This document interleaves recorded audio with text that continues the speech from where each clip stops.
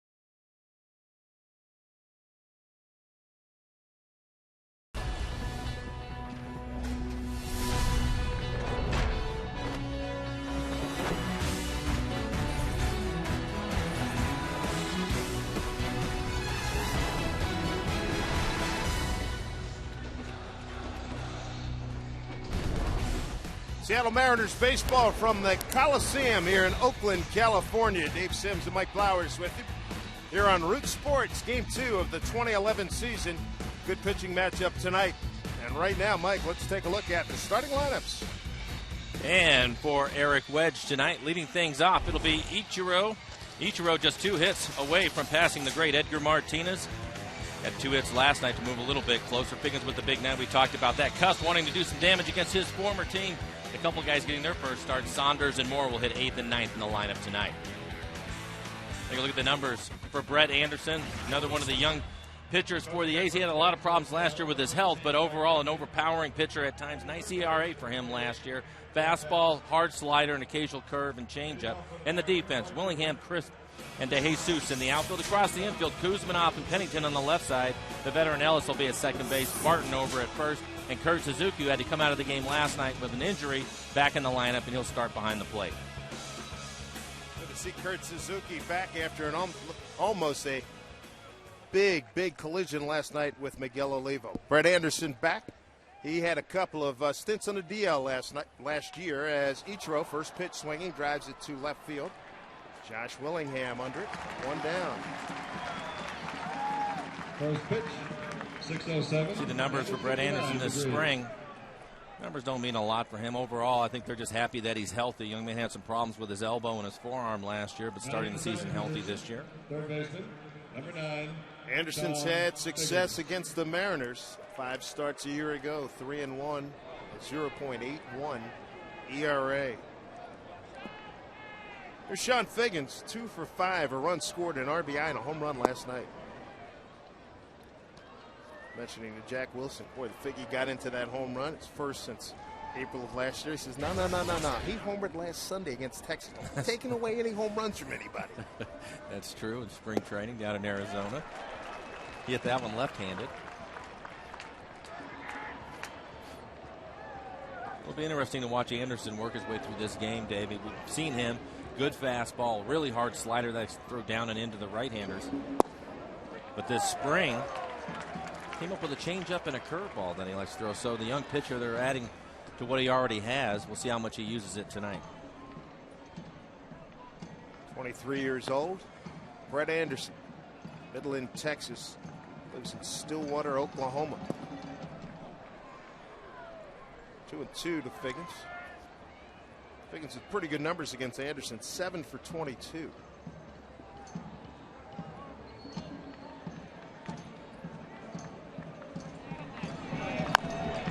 Chop foul last night, of course, festive atmosphere with it being opening night. Big crowd, 36,067. Considerably fewer tonight.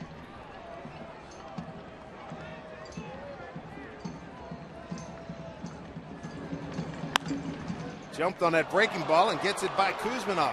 Got it off his glove a little bit. Figgy taking a turn. Here's a throw by Willingham. It's offline. So Figgins into second base. 2-base hit for Figgins. And he is truly up to a terrific start here in 2011. He hit his home run right-handed last night. Stings this ball, hits it right by Kuzminoff. He gets a piece of it. But the key to this play is Figgins running hard out of the box. Most guys would end up with a single, but he gets a double out of it. Nice hustle by Figgins. Eric Wedge encouraged by what he saw from Milton Bradley in Milton's last at bat last night when he hit it hard right at the second baseman. It was the best ball he'd hit all night. He said, hey, showing a good sign there. Milton was pleased with it after the game as well. Bradley 0 for 4 last night.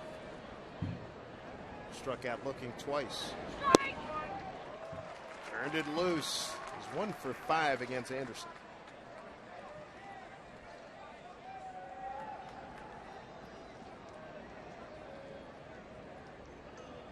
Milton coming off an aggressive spring. And it worked well for him. Yeah, it did. He had a nice spring. It's always interesting to talk to these switch hitters. One side's a little ahead of the other, depending on obviously who they're seeing during the course of a couple 3-week span. Remember at the beginning of spring, early on, Milton was trying to catch up the left side. Jeff Datz coaching at third, Mike Brumley at first.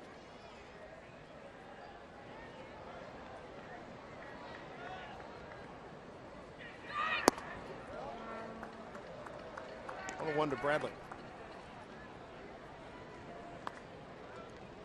Well, if you think about it, I think it's tougher for switch hitters to fine-tune both sides of the plate. If you're just a right-handed hitter, all your swings come from that side. These guys got to split them up as Milton hits a little dribbler out towards second. Ellis throws him out. Figgins takes third, 2 outs.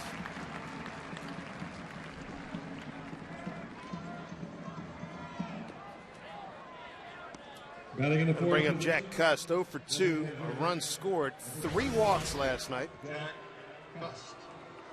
He went to a 3-2 count in his last 4 plate appearances. First time up, he went 2-1 and grounded out to the second baseman. You know what's amazing about that? Is that he played right across the field with the team that knows how patient he is, and he still walks 3 times.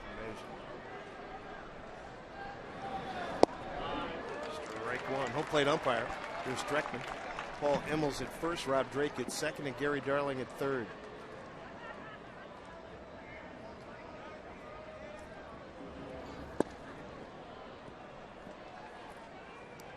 One and one to Big Jack Cust.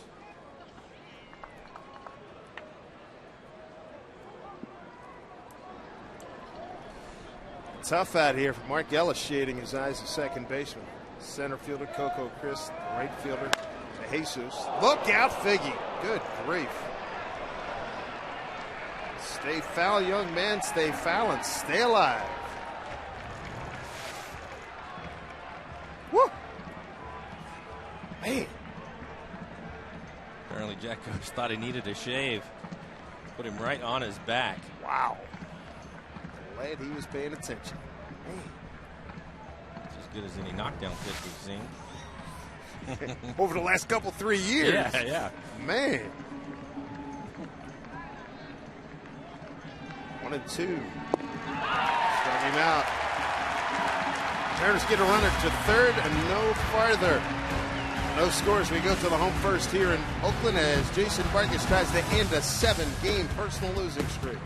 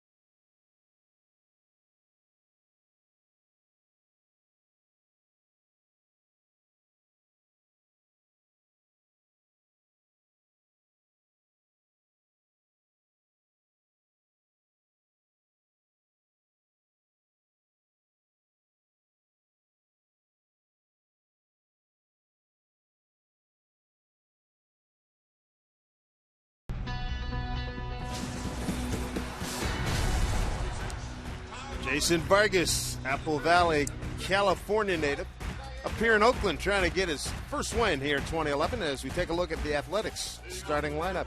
You look at the middle of the lineup. Josh Willingham with the home run last night, the former Washington National. Matsui's the guy he has to stay away from. 4 for 12 against Vargas, but 3 of those 4 hits are home runs. And Kurt Suzuki, as we mentioned, was hurt in last night's game, but back in the lineup tonight.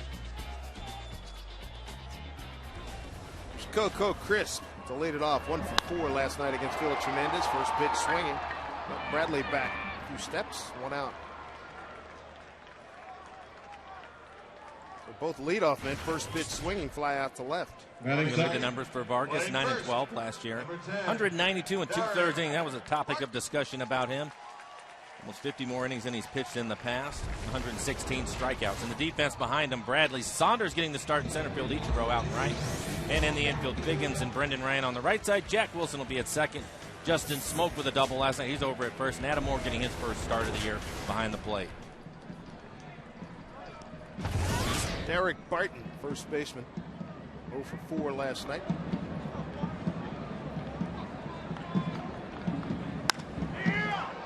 Right center field, long run. Saunders and Ichiro, one thought the other had it. It drops in, a 2-base hit.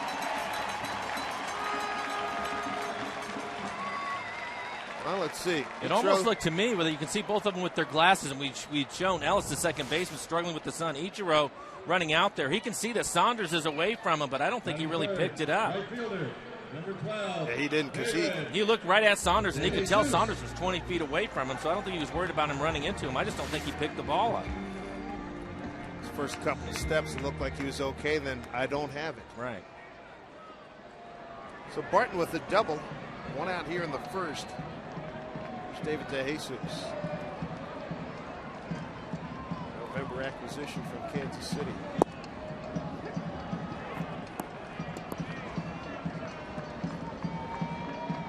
It's not a good feeling, too. Both guys have their glasses on, too. Like you said, I think you saw it come off the bat, and he had that idea of where it was at. But then once it got out into the sun, I don't think he was able to pick it back up.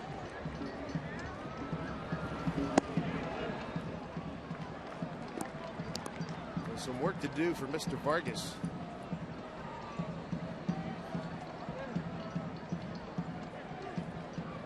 DeJesus with one hit last night, a 4th inning single. He was erased on the force.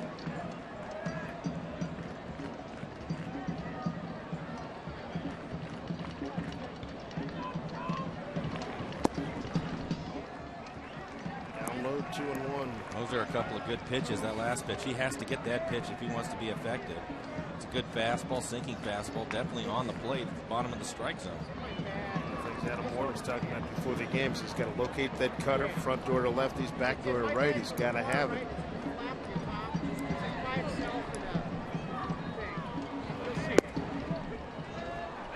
Back with a high strike, 2-2.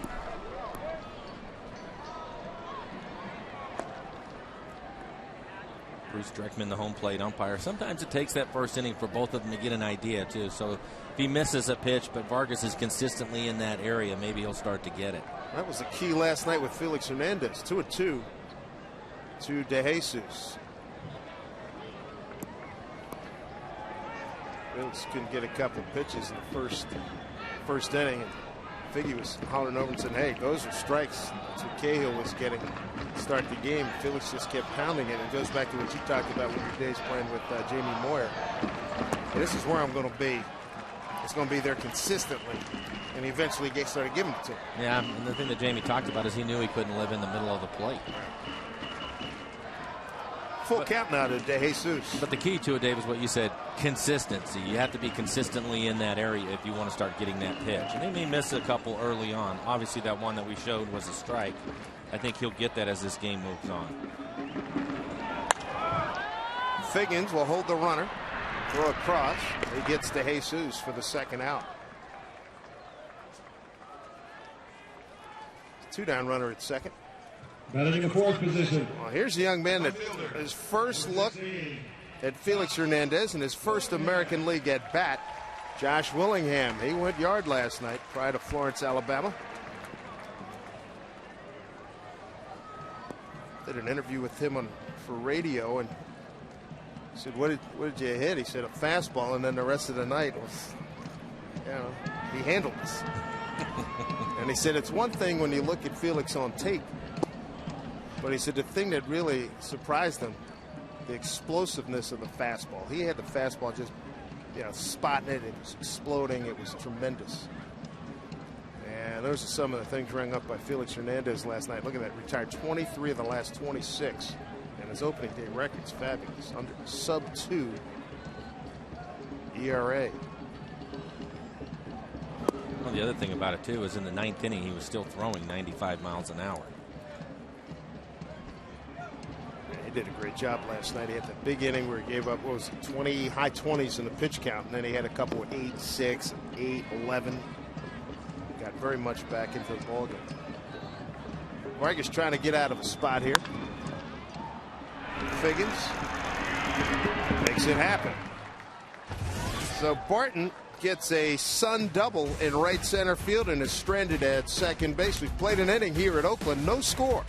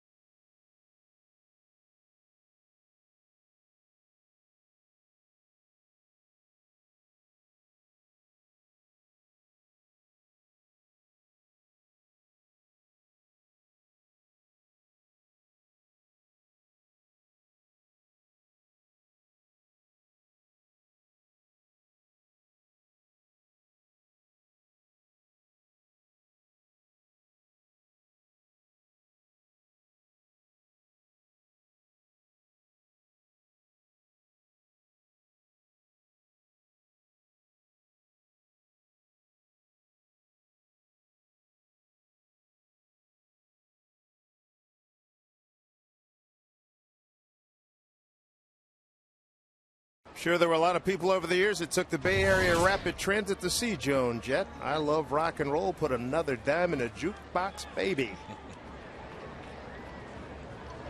Justin Smoak, 1 for 4, riding an 11-game hitting streak. Third longest in baseball right now.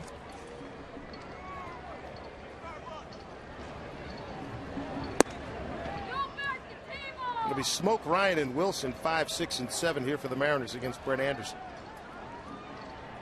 It's good to see Justin get his first hit last night in a solid double into the gap in left center field. It's a strike, 3-1. One of the things that we talked about, Dave, with him coming out of spring training, try to get him some early confidence. I think as he gets more confident as the season moves on, you're going to see him drive the ball more. What a high strike being called by Bruce Streckman, 3-2. Yeah, confidence, gotta have it. This kid's got big time ability. 3-2, and he's aboard. First walk of the ball game. Batting in the 6th position, shortstop, number 26. Brendan Ryan's going to stand in. Boy, he had a nifty slide last night to get in and get an important run for the Mariners as you look at Bob Guerin, the skipper for the Athletics. Ryan 0 for 4 with a run and an RBI last night.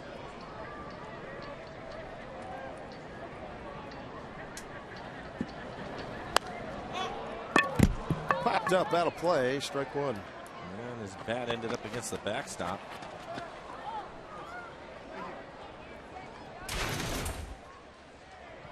For the big foul territory. Let's say anytime you see those bats flying, man, that is some scary stuff. Who did we see early in the spring? Somebody, I think it was Cust. He threw one out beyond the skin portion of the infield. Down over in Arizona. Yeah, I think it was either last night or maybe it was the game I was watching today, but Buster Posey from the Giants threw one up into the stands. Ended up hitting a fan. So when you're at the games, pay attention. You really do. 0-2 to Ryan with Smoak at first. Looked like the hard slider from Anderson. He likes to throw it down and into the right-handers, try to get him to swing over the top of it.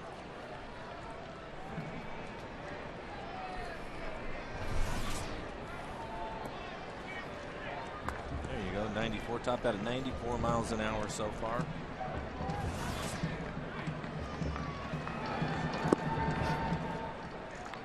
Did not go. A's want Anderson to rely less on a changeup, and more on the changeup and less on the slider. The slider 31% last year. Yeah, he worked on his changeup quite a bit during the spring. Also came up with a curveball.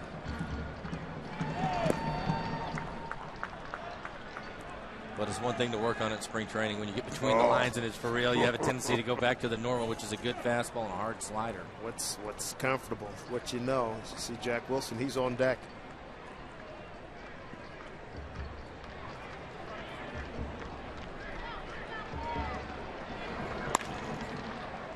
To right field, and De Jesus towards the line. Foul ball. Yeah, yesterday you were talking about the mounds here. That's not a lot of laps for the right fielder with the home plates down there in the bullpen. You could slide on those same over in left field as well. Yeah, and that fence that has the corner right there past the home plates. You can see where the security guard is, and it's right around the area that ball ended up. Yeah, that fence can get on you in a hurry too. You only have about 3 steps once you get across the line. Yeah. Do it again, 3-2.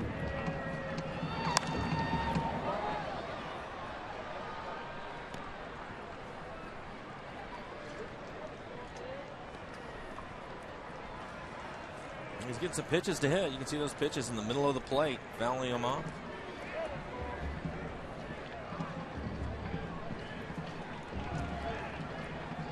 Three and two again. Down to Kuzminov. He bobbles again. They do get the force. Kuzminov had a tough night last night. He went through a San Diego Padres season committing just 3 errors. Last night he hit 2. And this was similar. This is kind of what it looked like off the chest. Fortunate that he was able to recover, get smoke at second base. This Friday, it's opening night at Safeco Field when the Mariners meet the Indians. All fans take home a 2011 magnetic schedule, courtesy of Safeco Insurance. Make sure you get there early for the pregame show. 6:30 it's when it begins, and it's going to include player awards, fireworks, and of course the very special tribute to Dave Niehaus. Tickets are still available for opening night. Purchase yours today at mariners.com. And don't forget to wear your white shoes. As a further tribute to Mr. Niehaus. 1 out, 1 on. Second inning here in Oakland.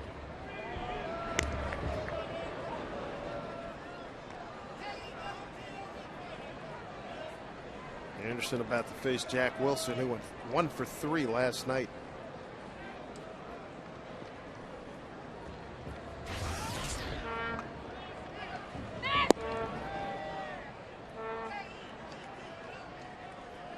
Jack to be followed by Michael Saunders. Saunders and Moore will be making their season debuts. And the one hit from Jack last night. One of the things we talked about, putting the game in motion. It was a nice hit and run. Big hole on the right side. Jack clipped a ground ball. Ended up in the first and third situation. All in a strike here to Jack. The Mariners second baseman. Still out there early, working during BP, seeing the ball off the bat, getting used to everything about playing at second base. He said, do you have to go through the old process? I mean, like double up on a process. What do I do if the ball's hit to me? He did a nice job. He hung in there on a couple of double plays, some tough ones where the runner was on top of him. Okay, he said he got out unscathed. He had a funny line. He says, make the play and get out of the way. Got a good count here, 3-1. Wouldn't be surprised if Eric Wedge lets Brandon Ryan take off. Oh. Makes a strike, 3-2. Look, Brendan was a little late getting out there after the pitch was thrown. He kind of clapped his hands together, knew that he wanted to take off on that pitch. Anderson's going to a 3-ball count, and all 3 hitters here in the third inning. That'll get out of play.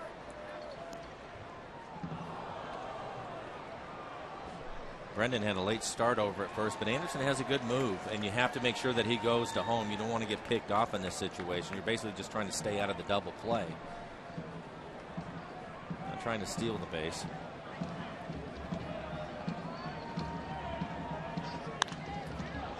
Fly ball left field for Willingham. 2 down. Here in the second, back to first is Ryan. I'll bring up Michael Saunders. All the work he's been putting in and reworking his batting approach, he gets to start to put it in play right now. Chris Chandler said he's pleased where he is right now in terms of the work that he's been putting in, but he's very comfortable. And he's going to have to make his small adjustments, but it's all about being in the game now. Strike one. For those of you that didn't get a chance to see Michael in spring training or watch one of our telecasts, you remember he had a little bit of a press forward. The barrel would be out in front of his face almost, and now they have him much quieter as you take a look at the way he's just relaxed. Just goes from there kind of like what John Olerud used to do, taking some of that movement out of his swing. Yeah. A lot of movement, loopy swing, and looks a lot better for him. And towards the end of spring training, he really started to drive the ball, which was something we were looking for, Dave. Started to pick up some hits, and then he started stinging and hit a long home run at Dodger Stadium. That was impressive. Got one airborne. He's behind 0-2.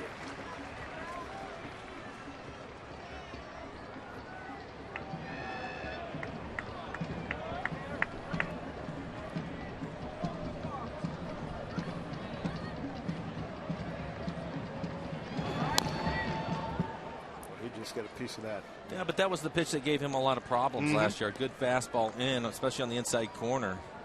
Yeah, He'd swing over the top of him. You can see that was a good pitch. Yeah. And the book got out on him, on Michael Saunders, down and in when you're looking to put him away. Now you got Ryan hung up. This is not good. He's going to run out of gas, and he does. Well, Michael Saunders, he'll lead off in the third. Ryan gets caught to the home second in a scoreless ball game.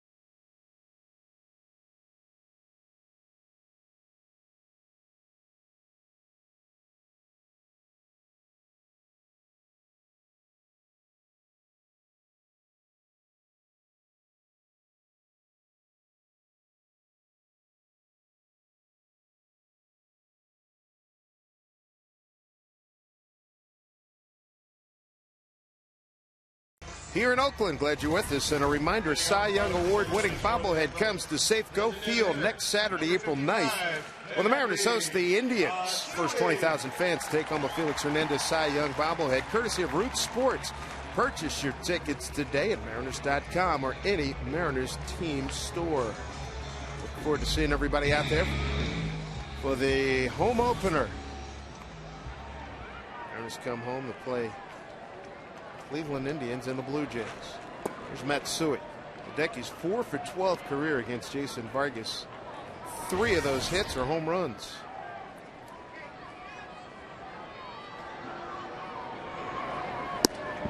And you can see Jason, he's aware of that. First couple of pitches off the plate away, trying to keep the ball away from Matsui.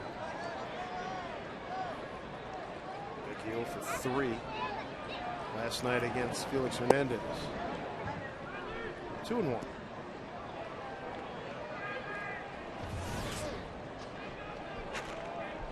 Jason topping out at 89. Change up 76 miles an hour. Jack Wilson gets the play. 1 out.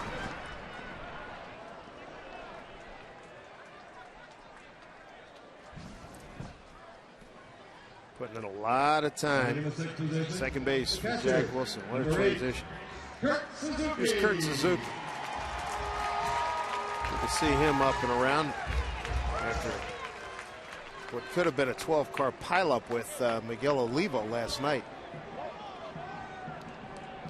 Turned out not to be as bad as it could have been on a play at the plate where Olivo scored a run.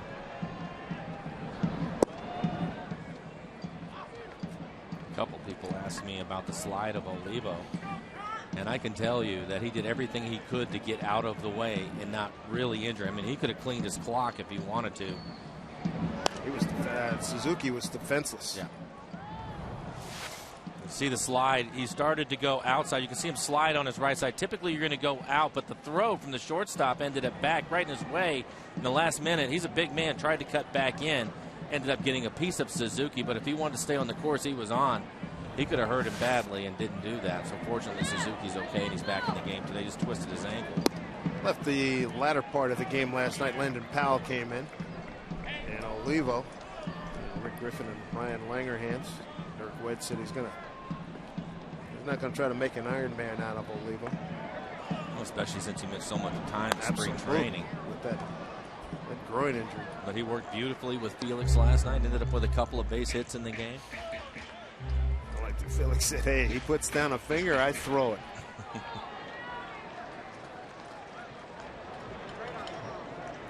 Good to have him back in a Seattle uniform. Easy to do that when you have 4+ pitches. Amen. That's exactly right. And they're all working. Boy. Felix has supreme confidence in all of his pitches. 3-2 now to Kurt Suzuki. 1 out, nobody on.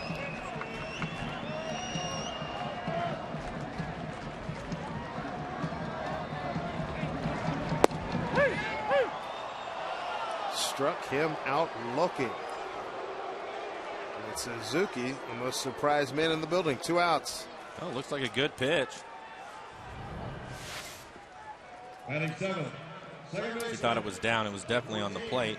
When you looked at our tracer, it was right there at the knees.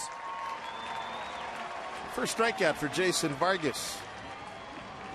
2 down here in the second. Here's Mark Ellis. 14-game hitting streak. Carrying over from last season.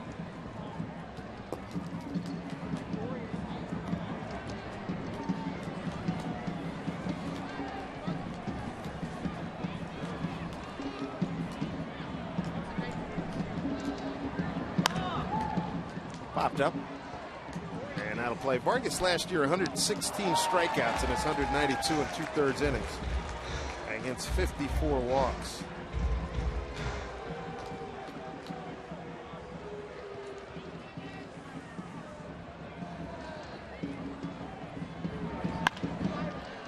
Right by Figgins for a base hit.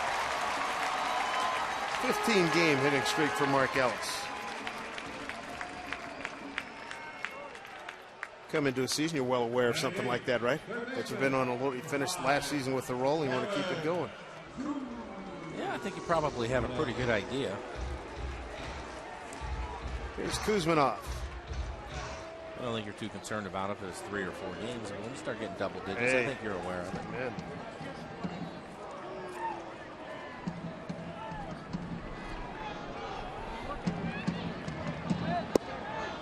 Strike one. Crushing Russian. Chris Jimenez, who was with the Mariners in spring, is down in minor leagues now. Told an interesting story. They were teammates, Nevada Reno. Jimenez likes to talk a lot. Batters come up there, and he said, in the middle of a conversation, Kuzminov went upper tank on him. and then came back and says, "That's how you do it, son."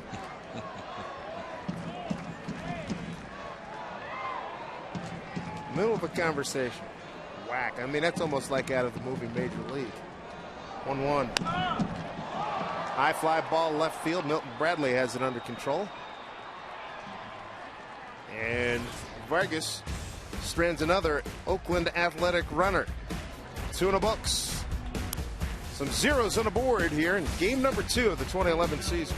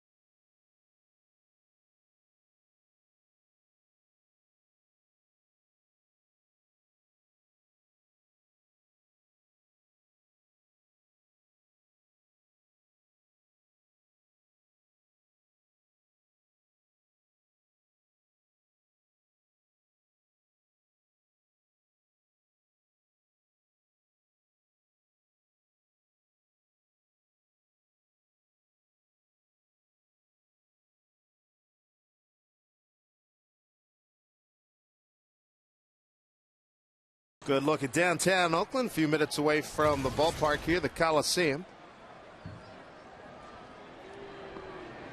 It's like Jack London Square as well. That's where we spent some time a couple of years ago.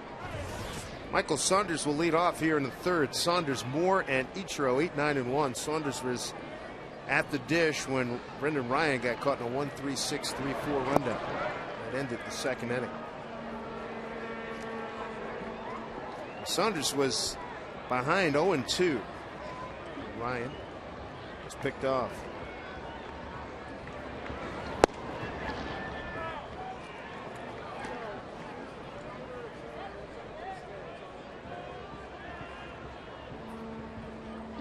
Good count here for Michael, 2-0.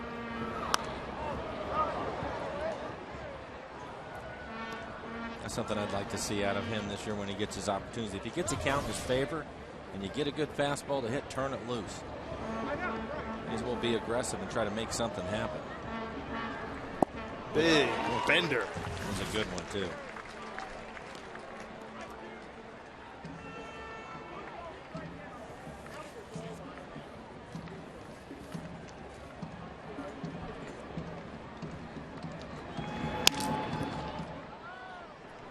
Right above the hands. Yeah. Big piece of lumber.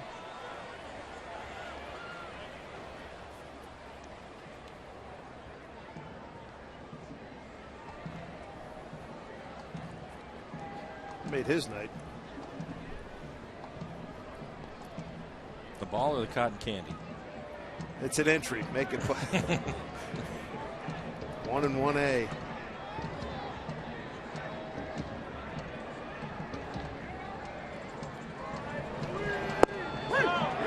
Got it inside on him again. Got in that zone. That was a pesky problem for Saunders a year ago.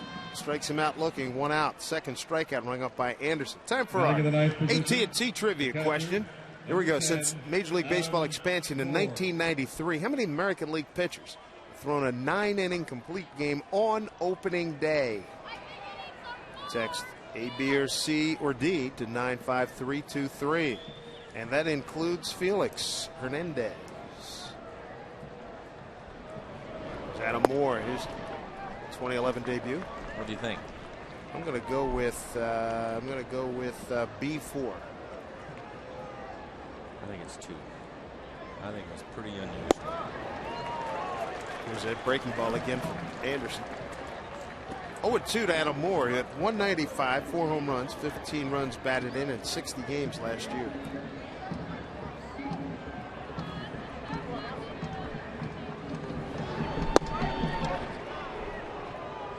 Bust that fastball in on. That's what he likes to do. I'm sure these guys have watched the tape. He will definitely come in there. And typically, if he misses, he'll miss in off the plate. He's not worried about hitting somebody. Something like that. 2-2. The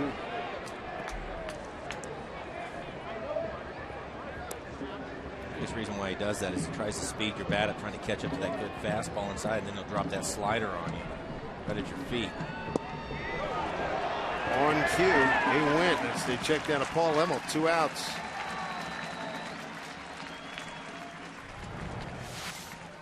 Take a look at the breaking ball from Anderson. Now batting, number 51, Ichiro Suzuki. Boy, he gets a nice 12-6. Close to a 12-6 drop on that. 2 outs back to the top of the order. Here's Ichiro. Led off the game, first pitch swinging, flied out to left field.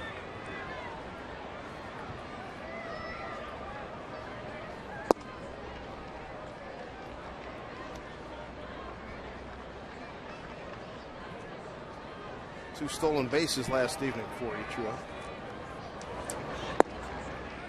There's a strike. He had Figgins pulled off a double steal. And again, his next hit will tie him with Edgar Martinez all-time hits for the Seattle Mariners.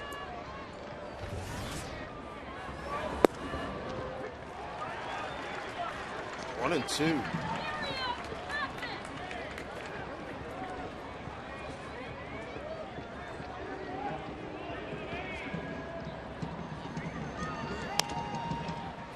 This could be interesting. He was late getting there, no chance. And there it is. A base hit for Ichiro to tie Edgar Martinez for the franchise hit record, 2,247. An infield base hit. He had over 50 of them last year. It's a good pitch by Anderson. It breaks Ichiro's bat, but you can see Anderson when he pitches, he falls off the mound towards the third base side. And if he's going to do that, he'll lose that foot race every time.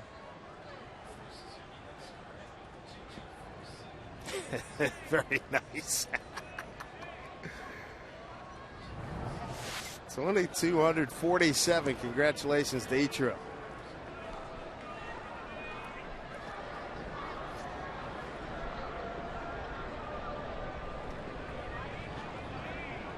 Two outs with Ichiro at first for Sean Figgins.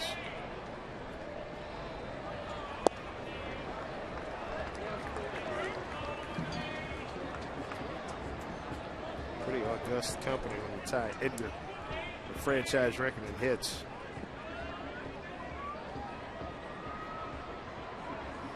I think we're in agreement that Edgar belongs in the Hall of Fame. You think he's going to get there? Boy, I don't know. Biggie behind 0-2. I guess I would say my final argument for him is the DH is a position in the American League, and the award is named after the man. I don't know what else you can do. It's a strong presentation. Put the video together with Dave's call. What do you want? Certainly anybody that played with him and against him would vouch for Edgar Martinez. Nice stop by Suzuki. I think, one of the things, too, that I hear people talk about all the time, you're the dominant player at your position for a decade. Well, again, check. DH is a position, and he definitely was. Mark that one down. Biggie gets into one, but Willingham to his left and makes the play. Both pitchers breezing along pretty nicely here. No score in Oakland.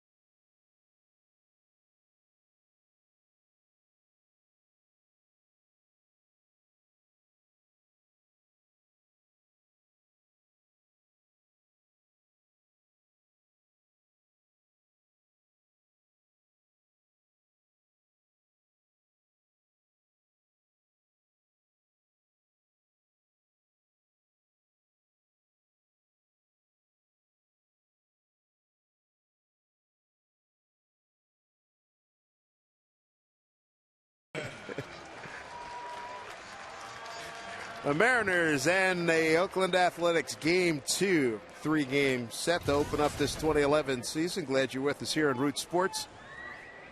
With Pennington, Coco Crisp, and Derek Barton, 9-1-2 against Jason Vargas. Let's see, the A's have had a runner reach second, and the Mariners have had a runner to third. Both pitchers have escaped any real difficulties here. Pennington 0 for 2 last night. Just beyond the reach of Justin Smoak. To revisit our trivia question, here's what the fans thought. Let's see, since '93, how many American League pitchers have thrown a 9-inning complete game on opening day? I said B, 4. And folks agreed. Mike Blowers, they went with 2. Answer is, survey says 4. Fans, Mr. Sims, ring the cowbell. Very nice. You're on the board. Second tier of Safeco Field reporting in.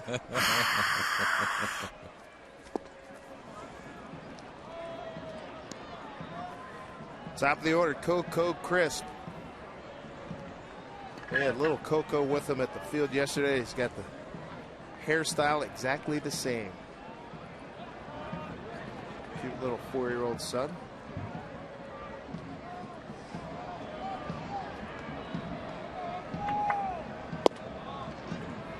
Good pitch by Vargas.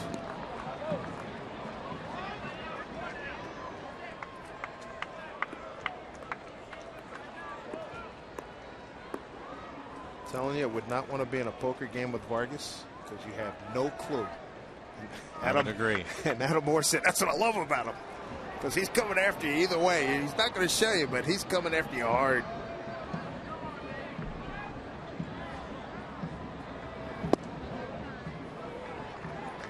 Smart pitching. Pushing that outside corner out there. Coco Crisp didn't like the last strike that was called on him. From the Go a little bit further and see if you get him to chase it. The Greg Maddux, Tom Glavine school.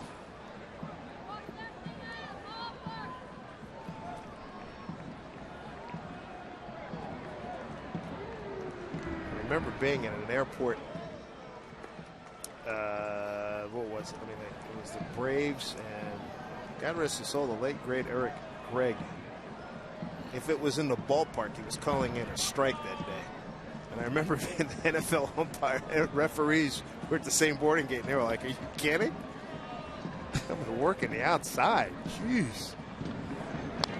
Yeah, it was pretty much those outside lines of both batters' boxes. Somewhere in there, go to hacking. I know what it was. It was Livan Hernandez beat him that year. He was at least 2 balls outside, and he was getting that pitch. At least 2. Yeah.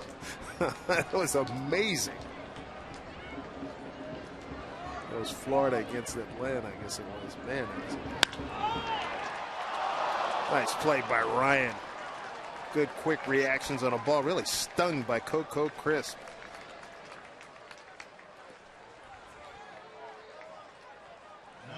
That's good reaction time. Well, he's already shown some nice range. He has quick feet. That's just a step and a dive. It's hit so hard. Pennington, the runner at first, does a nice job.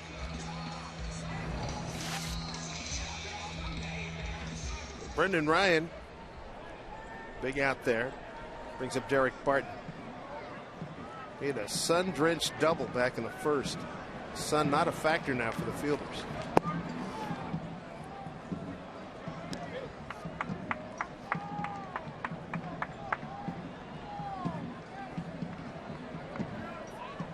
High fly ball, deep right center field. Ichiro had it off the bat, and then after about 3-4 strides, didn't happen. Was hoping Saunders would get it, and Saunders was thinking the same thing, and it fell through.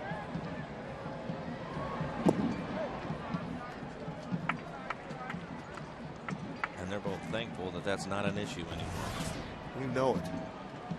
You don't want to be carrying that around. No. 38 pitches for Jason Vargas.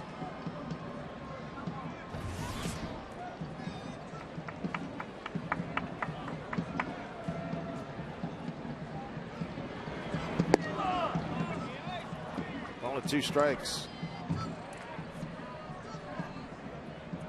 Just joining us, Ichiro, infield hit.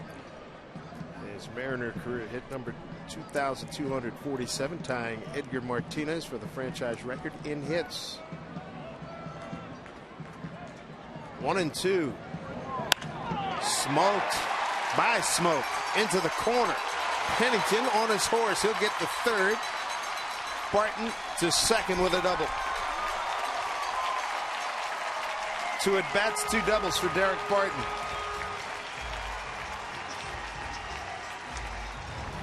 Jason Vargas tries to beat him inside. Adam Moore set up here, and then that pitch ends up in the middle of the plate. Didn't quite get it where Adam Moore wanted it. Barton made him pay for it with a laser pass Smoke over at first.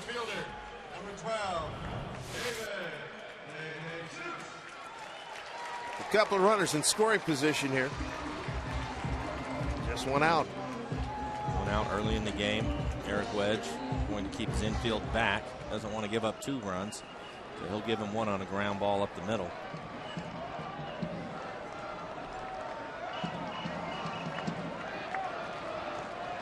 Vargas in a sticky situation. Strike 1.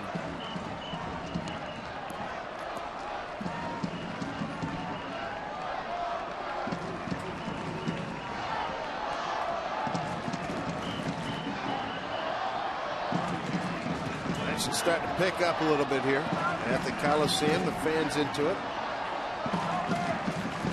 The 0-1. Nice pitch.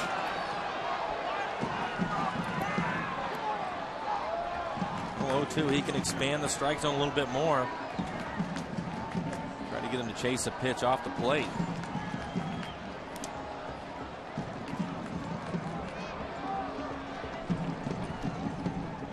Vargas way ahead. They give up a run to get the out. Jack Wilson throws out De Jesus. Oakland's on the board, 1-0 RBI for De Jesus. Scoring on the play with Pennington. Now batting, left fielder, number 16, Moving to third is Barton. Josh Willingham.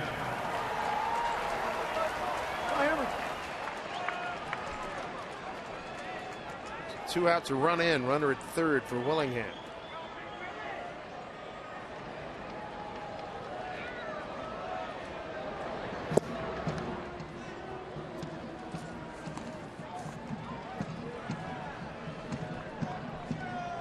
First American League at bat. He homered last evening. They're hoping that Willingham's going to provide some power here for this athletic ball club. Ball and a beauty. His career high thus far in the major leagues, 26 home runs with the 06 Florida Marlins. Did 24 2 years ago with Washington, 16 last season. Career 265 hitter.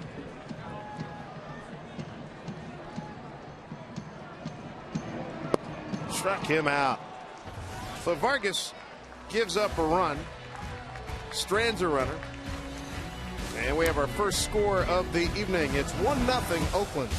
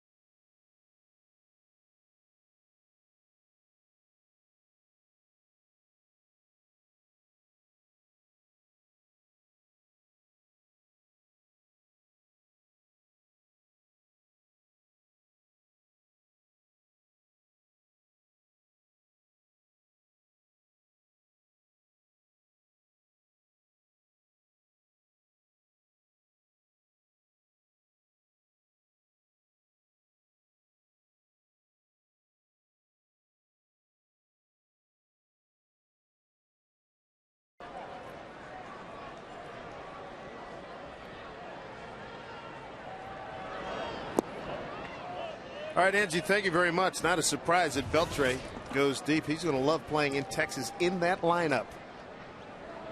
Likes to hit the ball into right center, and as we know, it carries out towards the bullpen in Arlington. Anderson drops a breaking ball in on Milton Bradley. 1-1. Milton grounded out the second, his first time up.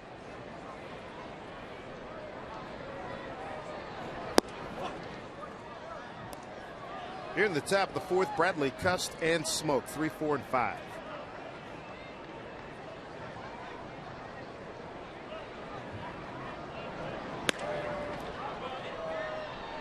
Got in on him, but out of the reach of Derek Barton. 2 balls, 2 strikes.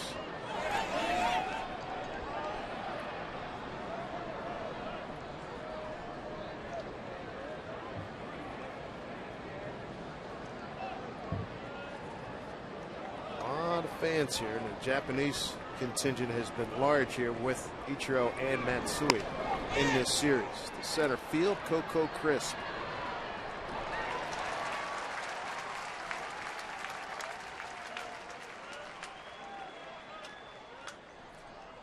Quest brings you the high-speed pitch, and Anderson topping at 94 and Vargas at 89.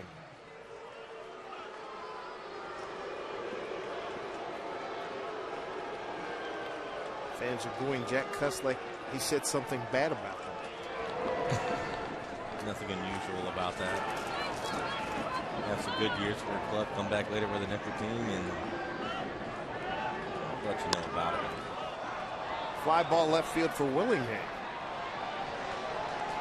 For 2 outs. Place you got booed the most was where? And don't say your household. Batting, number 17, Justin Smoke.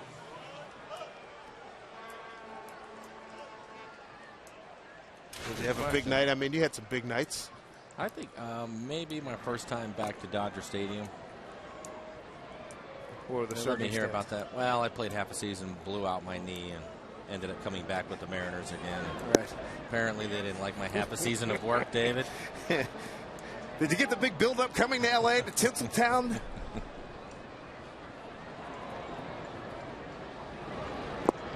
think it pretty much happens to everybody. Ichiro gets booed every time they announce him here for whatever reason. I have no idea. One of these years we'll go to Philly. I'll show you some real booing. Well, oh man.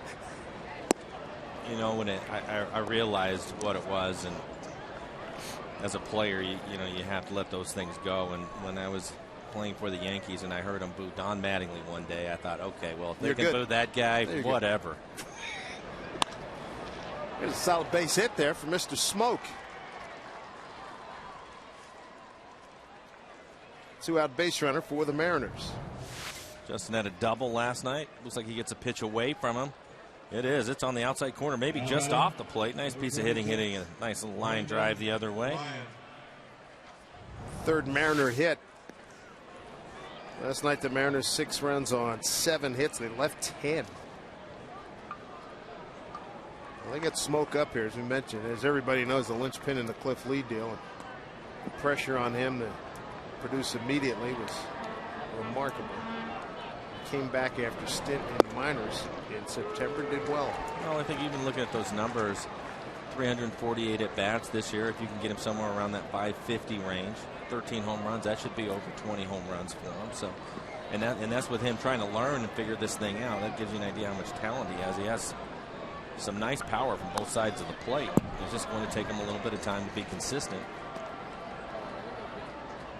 He just flew through the minor leagues to get to the big leagues. Hardly any minor league at bats for him.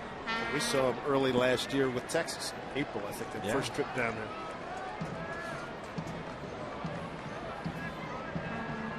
Ryan behind on 2.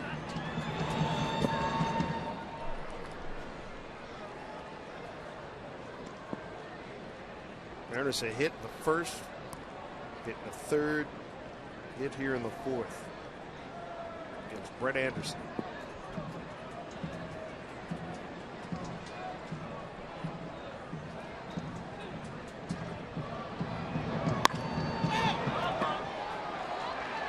Coming in is De Jesus. Plenty of speed there, no problem. And all three outfielders for the Athletics recorded outs here in the fourth. Mariners strand a runner. Bottom four coming up, 1-0 A's.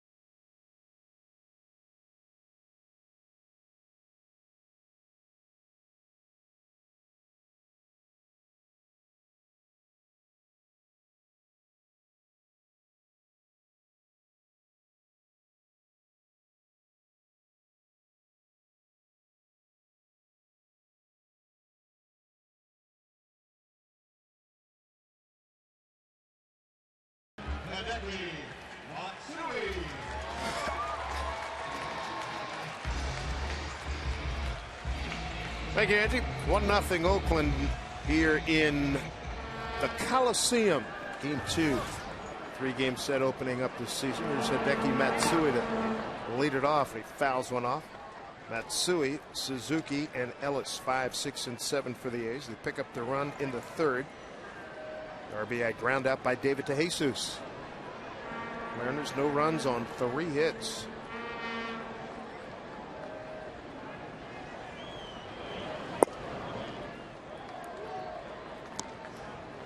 Vargas last year pitched so well in the first part of the season, and then finished up with a 7-game losing streak.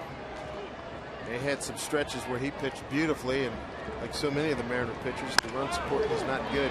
Fair ball, easy play for Smoke, 1 out.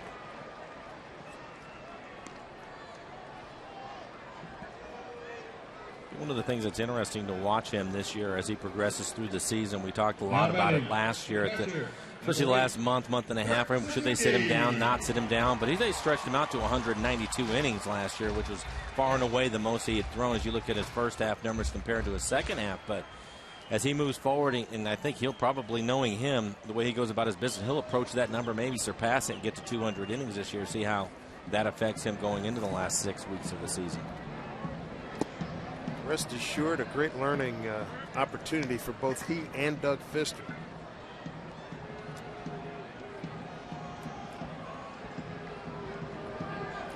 Kurt Suzuki struck out looking at a 3-2 pitch. He lines this one to left. Bradley has it covered, 1 out, 2 outs. 2 outs here in the fourth.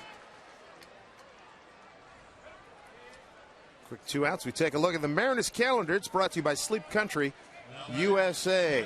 Finish up in Oakland, then we'll go where the stars are bright, deep in the heart of Texas for 3, and then come home Wednesday night, work out Thursday. Then the Cleveland Indians come to town for the Mariner home opener Friday night. I'm going to continue to look for white shoes.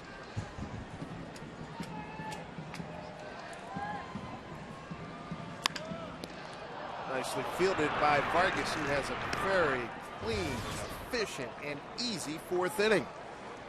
1-0 Oakland here at the Coliseum here on Root Sports.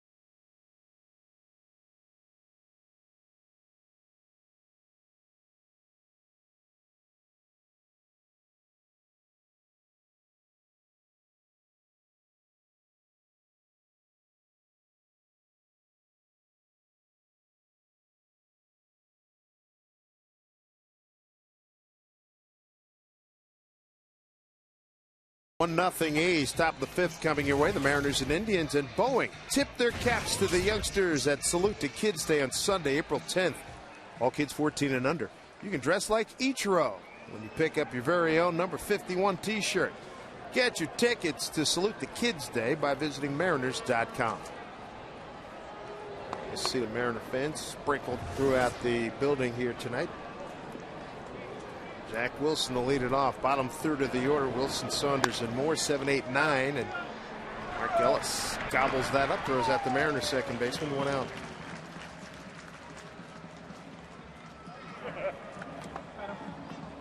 Now batting. Anderson has now thrown 72 pitches, making 4 1/3. Got the pitch count up last night for Trevor Cahill. Saunders will stand in now. Caught looking at a 2-2 pitch. So pitch number 73 for Anderson. And we're just in the fourth. Saunders struck out his first time on the fastball inside. According to the tracer, it was in off the plate. He looked at it, wasn't real happy about it. We'll see what happens here. Way off the slider. Quick 0-2 hole. Vargas in that last half inning threw 7 pitches, 53 for the game.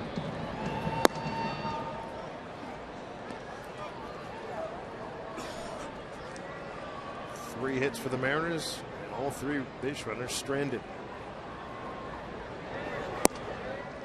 That was a theme last night. In one inning, they had a stretch. 2 were stranded, then the bases loaded in consecutive innings.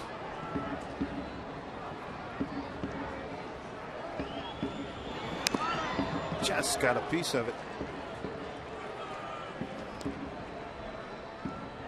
I like the things that I read about Eric Wedge during that time, telling the guys to hang in there, that they're putting pressure on him, something's going to break through for him, and it did.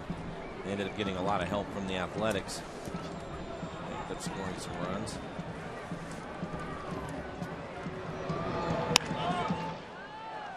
Hit hard, but right to Ellis. Hit the breaking ball, 2 outs. Best stash in baseball.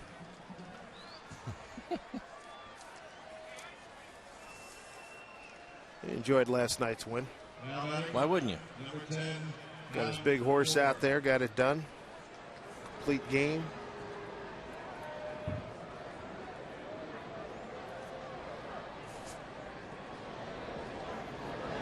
Adams struck out on a 2-2 pitch his first time. I'm sure he was excited about the win. As he was heading back to the hotel, I bet he was thinking, that's going to be nice to see that guy every 5 days. I know it. It was an impressive performance. Doug Fister tomorrow against Gio Gonzalez. Then down in Texas, Eric Bedard makes his season debut against Alexio Gando. Moore looks at a strike. Michael Pineda on Tuesday against Derek Holland. And Wednesday's a Felix night in Texas. Actually, it'll be an afternoon tilt. He's able to hold up. Yes, he was. He did. Felix against C.J. Wilson next Wednesday afternoon.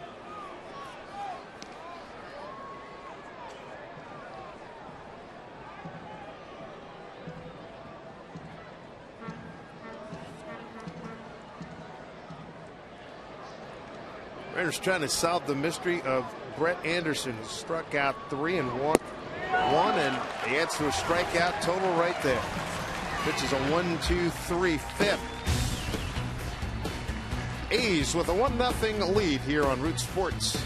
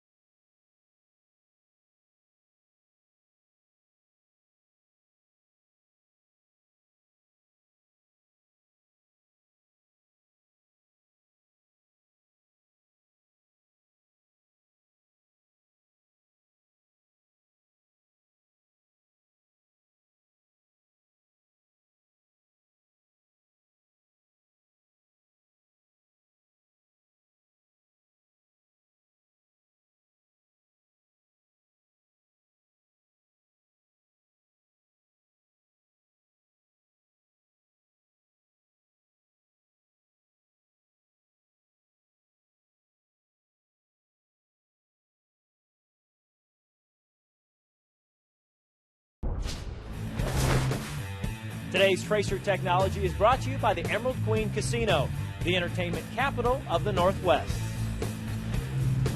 Well, both pitchers have matched each other in the last inning with 1-2-3 performances.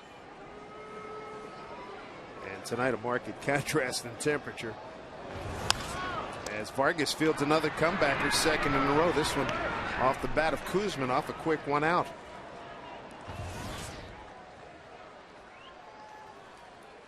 Nice job by Vargas. You'd like to see those single digits for your pitch count. It's in good shape right now. Pennington. Cliff Pennington will stand in, the shortstop, batting in the 9-hole. Got a base hit to right back in the third inning. And he scored on the De Jesus ground out, the only run of the game.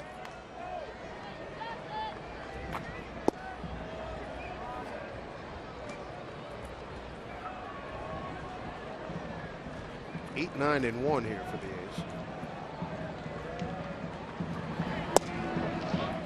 Little lows is Bruce Dreckman.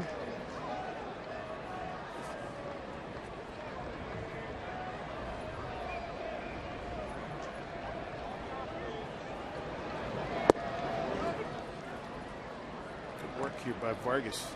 Boys, I'm throwing strikes here tonight. He's not throwing many of them in the middle of the plate either.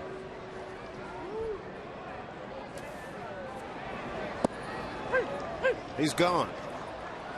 Vargas with his third strikeout. And that is Pennington going down there as we check out this Major League Soccer fans. Got you covered later on tonight here in Root Sports. Action kicks off at the Portland Timbers in Beantown. Take on New England. Then Casey Keller and the Seattle Sounders FC face the Earthquakes of San Jose. It's Saturday night MLS doubleheader following Mariners post game right here on Root Sports. Let me tell you, we saw and heard a lot of soccer fans last night after our ball game. Yeah, we both went over to get a bowl of soup, and they're having the chance going, and they're pretty excited about something. They were working it. Coco Crisp wants one bounce up there. Coco 0 for 2.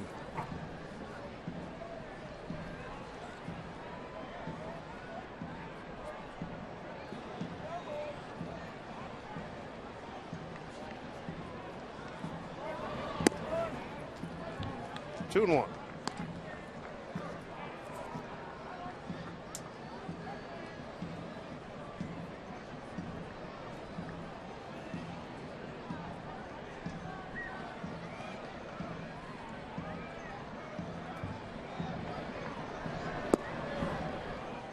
He's doing a nice job.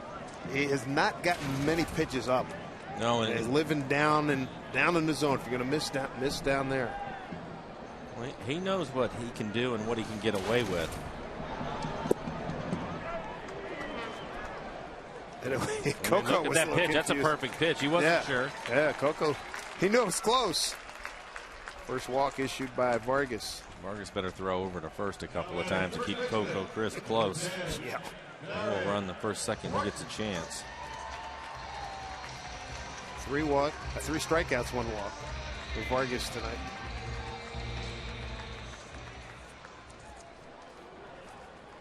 Here's Derek Barton. He's got a couple of doubles tonight. Coco Crisp 32 out of 35 in base stealing last year.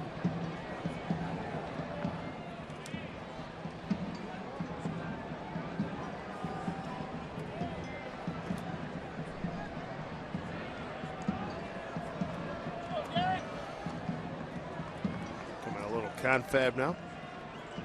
Well, Barton's had a couple of base hits off of him, and maybe Vargas wants to change with the scouting report and game plan before they got out here on the game today. Switch things up on them because whatever they're trying hasn't worked so far. First pitch Barton saw in the first inning.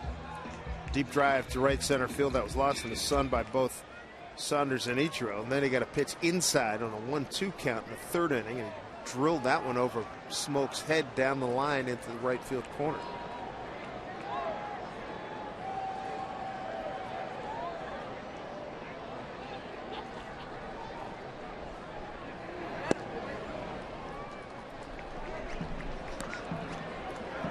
Sure they're going to stay away from him. Like I said, try something different.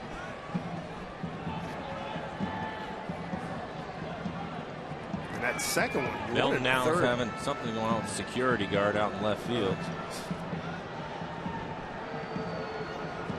I don't know. Sometimes somebody might throw something on the field. Right.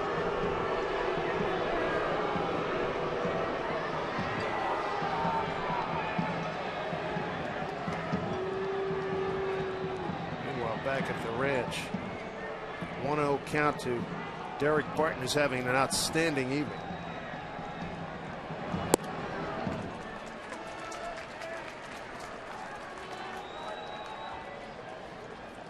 Two balls, no strikes. On deck, David DeJesus.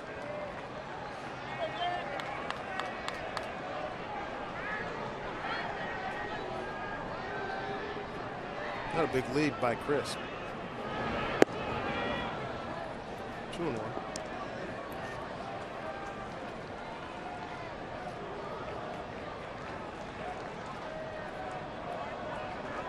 Wouldn't stun me if Mr. Crisp takes off here.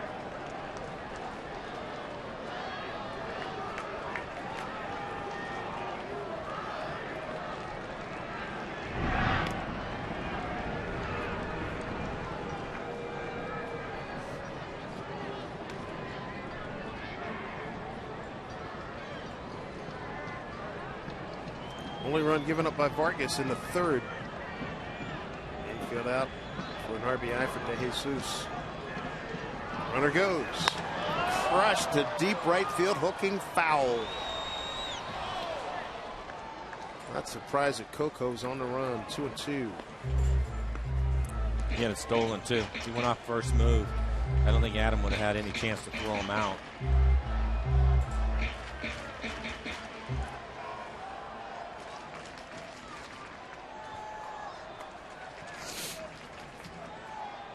A lot of Mariner fans on hand here. Ship just got in.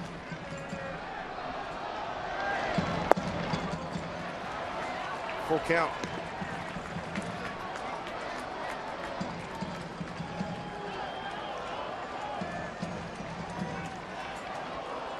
DeJesus on deck. Coco Crisp will get it into high gear. 2 outs, 3-2 pitch. Strike 3 called. What a big one for Jason Vargas. He gets through the 5th inning untouched here as Crisp got the first. It looked like the makings of a big inning with a hot hitting Derek Barton up at the plate. Ichiro going for the club hit record when we come back.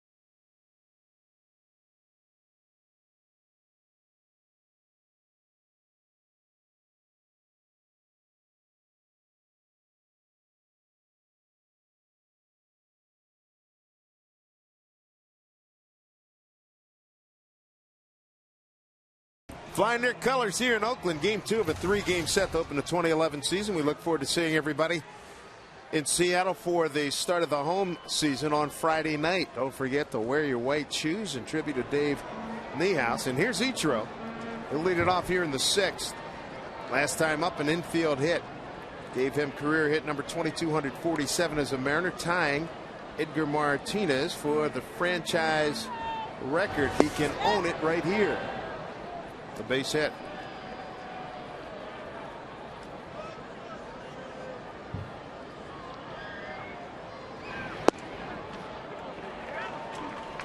Brett Anderson has struck out 4, walked 1, scattered 3 hits. Kuzminov sure hands this time. Throws out Ichiro. 1 out.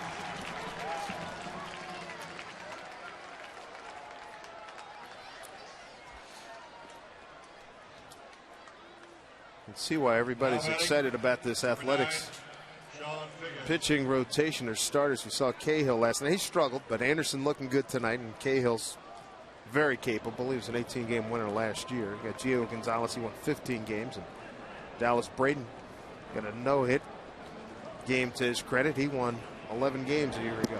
Here's Figgins. Double to left, flat out to left.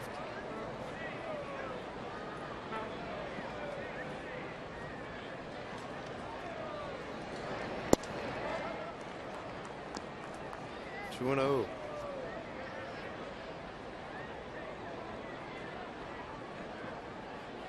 Figure 259 on the season last year, but a 286 second half. There's another difference. One of the things that he was talking to you about being more aggressive. Early last year, 2-0, he would have automatically taken that pitch. And I think being more aggressive will serve him well. That's how he was able to hit that 286 that you were talking about in the second half. Hilton knows he used to wear out the Mariners when he was with the A's. At the Angels, man, oh man, it's crazy. Well, he has a good idea of the strike zone. That's not the problem. He's not going to chase many pitches out of the zone. But if you get a pitch to hit, you may as well take a hack at it. I think a lot of it, we talked about it last night, is he was taking pitches because of Ichiro, trying to give him a chance to run. Full count. Milton Bradley's on deck. Milton looking for his first hit of 2011.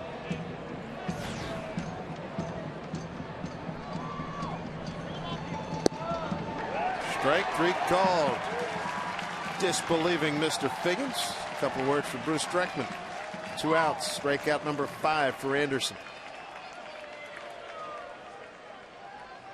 Felix Hernandez back home in Seattle. You got to be loving this. First in Major League Baseball since Ben Sheets.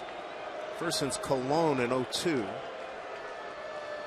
This is complete games we're talking about. Look at that. No walks. Same company as Rick Rhoden.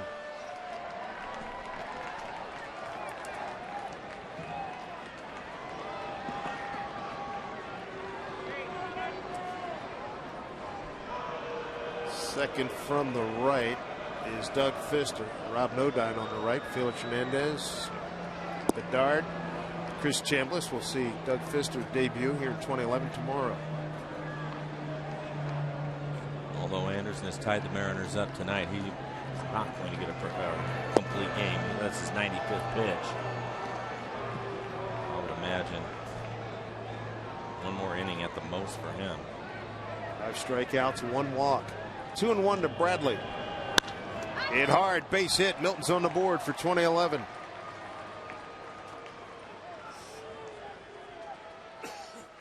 Feeling good about that last at bat last night when he lined out hard, and here's a clean base hit.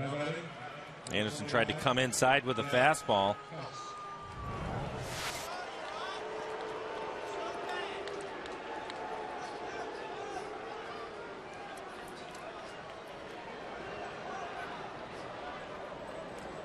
You mentioned big drop off in the crowd tonight. Last night 36,067. Tonight 15,088.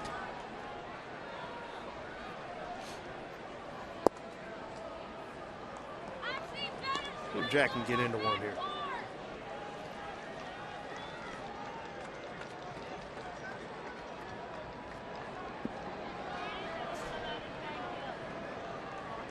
0 for 2 today. Strikeout, fly off the left. And a stolen base for Milton Bradley.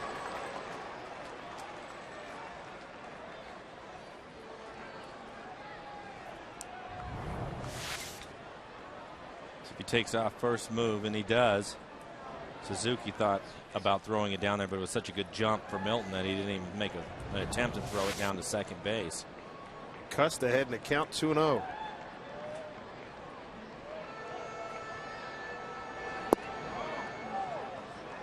Three and 0. There's Jack Cust, his splits from a year ago.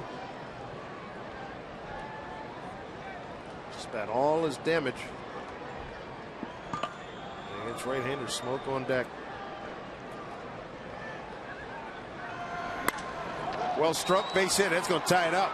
Milton got a great jump. There's no chance Crisp is throwing him out. Jack Cust delivers. Tie ball game at 1-1. Jack Cust picks up his second Mariner RBI. Saw some of this from Eric Wedge last night, but 3-0. We showed you the splits, only hitting 220 off the lefties last year, but 3-0. He lets him swing away, and he gets a fastball out over the plate and hits a line drive right over the shift. Driving a run for the Mariners. Big stolen base by Milton Bradley, and then Jack makes him pay for it with a solid base hit to center field.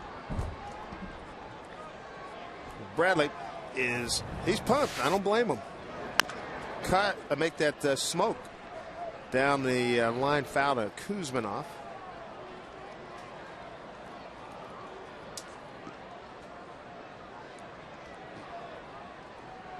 Let's see Craig Breslow. He was the loser last night. He's up and throwing. So Jack Cust, another RBI against his former teammates. He's tied the game here in the 6th. Big tip of the cap to Milton Bradley. His first base hit. He got his first stolen base. And he scored easily.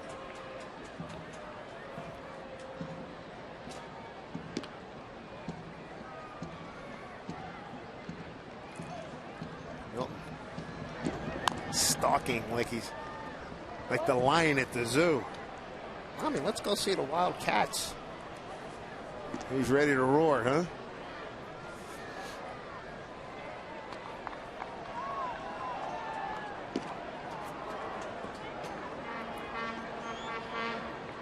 Oh, 2 to Smoke.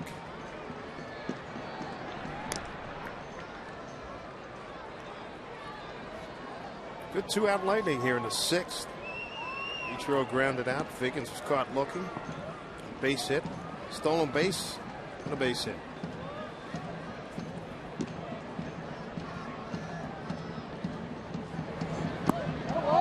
He's able to check.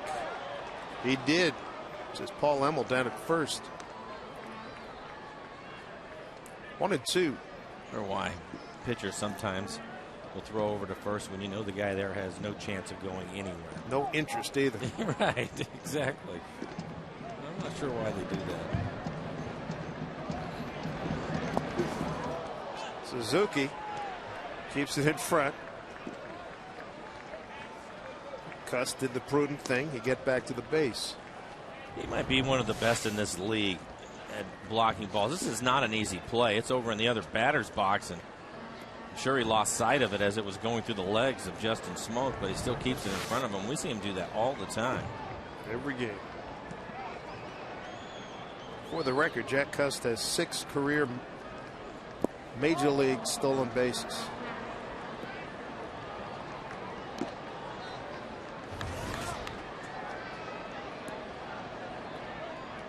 There's the ever burgeoning pitch count for Anderson. It's 1-1 game. 3-2 to Smoke.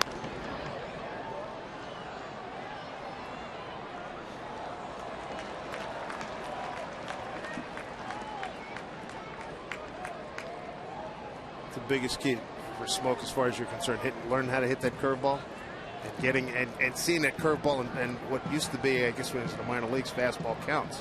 I think the key is exactly what Chris Chambliss was talking about, is him just continuing to try to use the whole field, because if you can do that, you'll stay on those off-speed pitches a lot more. Pops out to Barton to end the inning, but a good inning nonetheless. Bradley with a base hit, a stolen base. He scores on the Cust RBI. Got a brand new ball game here at Oakland. It's 1-1, Mariners and the A's.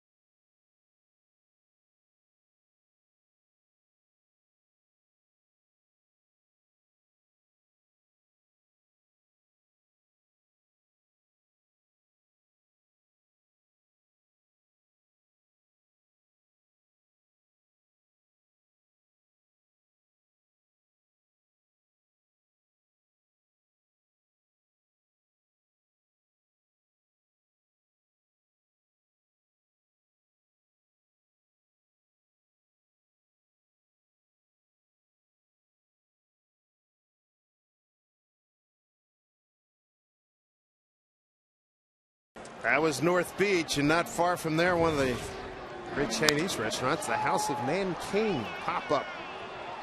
Itra lost it, regains, and he's there. Wow.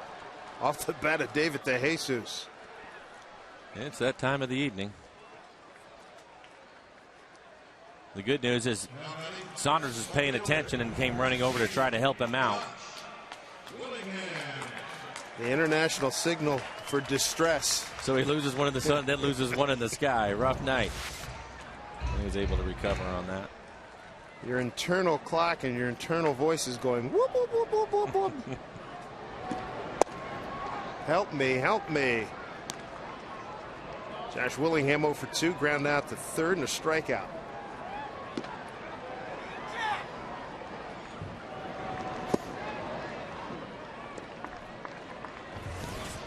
Mariners have really worked Brett Anderson. 8 6+ pitch at bats. Well, the A's have just had 3 of those against Vargas. On the flip side of it, talking about Vargas, 16 first pitch strikes out of 22 batters. Done a nice job here.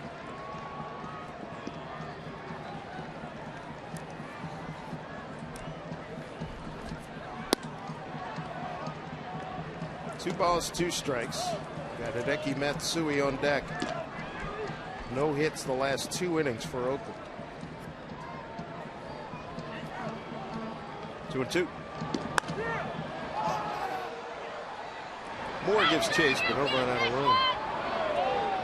And Jason's still in good shape with his pitch count. Just 75 pitches for him so far.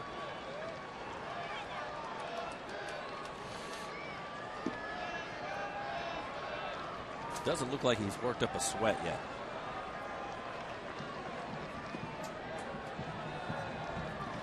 Placid looking demeanor on the outside.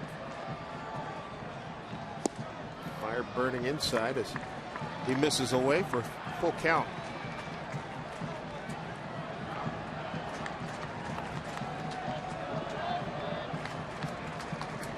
Willingham getting to know the American League. Swing and a miss. He struck him out.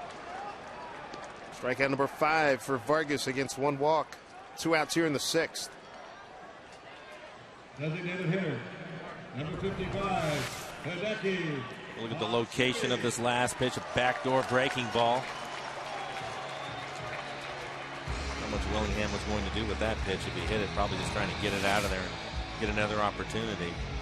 Give you an idea how Matsui went. Those flags, but they've been waving flags like that I can remember from watching the World Series here in 72, 3, and 4. These flags are always big here. Give you an idea how things are going here for Vargas. 5 strikeouts. Most Ks he's had in his last 13 starts was 4. Now he's got 5 here. Tough hombre in Matsui, who's 0 for 2. 3 career long balls against Jason.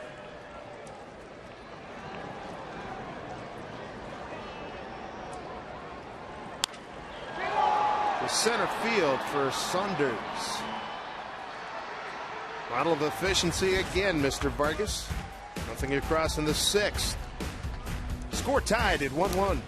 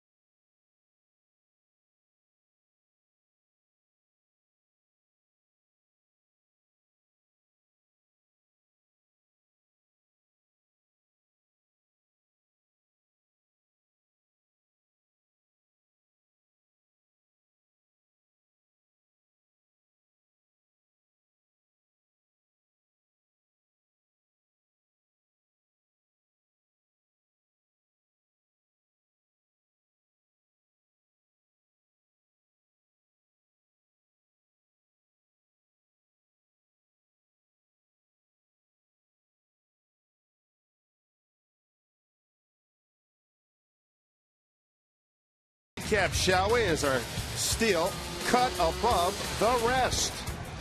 In the 6th inning, Brett Anderson, the starter, he gives up a 2-out base hit to Milton Bradley. Milton, a couple of pitches later, he steals second safely. Great jump, no throw. Then Jack Cuss, green light, 3-0. Base hit up the middle. Milton scores easily. Brand new ball game at 1-1.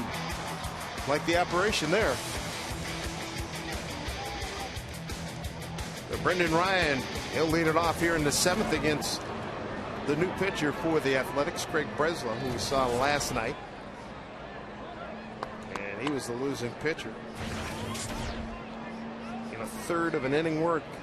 Mariners able to score some runs off the bullpen last night. So can run Anderson out or get his pitch count up, run him after 6, and see if they can do the same thing tonight. Anderson had 2 24-pitch innings, including the 6th. And he is now done. 108 pitches for him through 6. Just 1 walk, 5 strikeouts.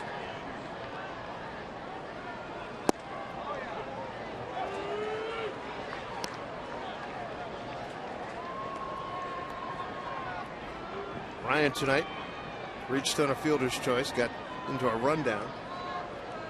Ended the 2nd inning, and he flied out to right.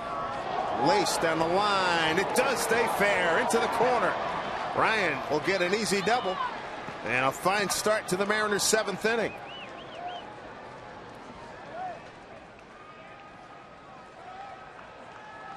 Well stroked by Brendan Ryan. First hit as a Mariner. He went 0 for 4 last night. Gets a pitch, belt high, middle of the plate, and rifles it down into the corner. It's an easy double for him. It'll be interesting to see how Eric Wedge wants to play this. Jack Wilson can handle the bat. Does he give him a shot to hit it the other way, or does he bunt him over? Jack had a push bunt for sacrifice, push sacrifice bunt last night. Pushed up the first baseline. Fouls this one back. Barton was right on top of him this time. He's going to bunt it. I'd like to see him bunt it down the third baseline, make the third baseman feel it so that Ryan can walk into third.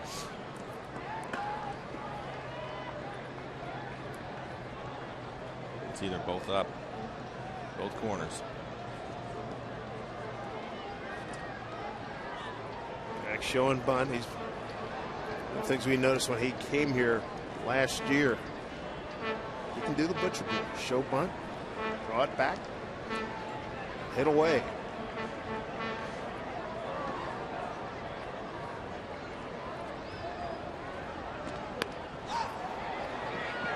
Foul, 0-2. Well, he's going to have to do it the hard way now.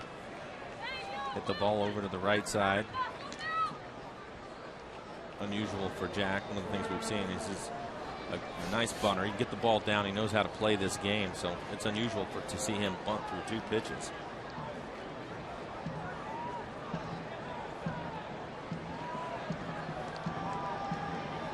Kuzminoff back at third. See him try to go right side. Just got a piece of it. Try a little inside out swing. Drag the barrel through the hitting zone. Lead with the knob of the bat.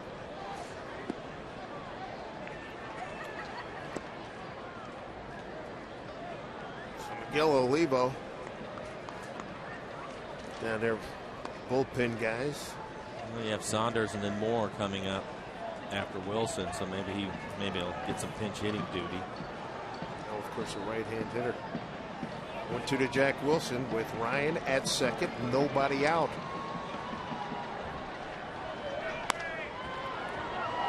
He does go right side, foul territory, no play.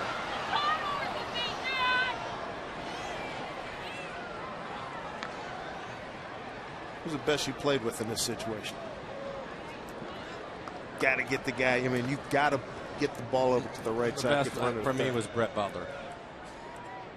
I don't think I've ever seen him miss a bunt ever. Of course, he would do it every day too. He'd go down into the cages underneath and bunt. Do an hour? Yeah, I mean, he would just sit there and bunt all day. He ended up getting a lot of hits that way.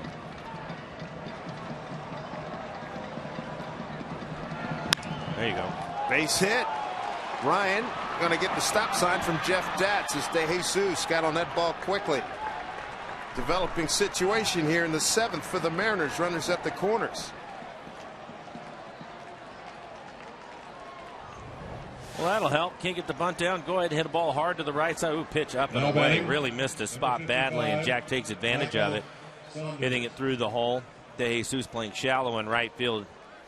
Didn't give Ryan a chance to score, and you don't want to take a chance with nobody out. So Jeff Datz, the third base coach, will hold him up.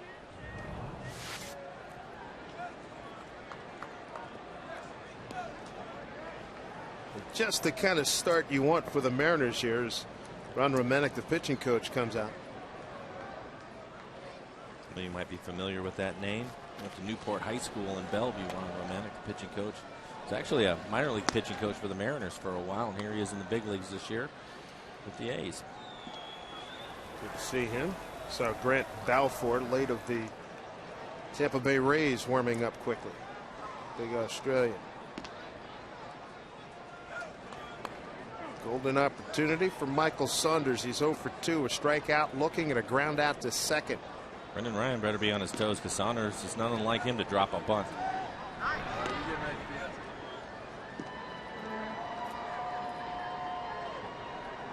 Michael, a .211 hitter last year with 10 home runs and 33 runs batted in 100 games.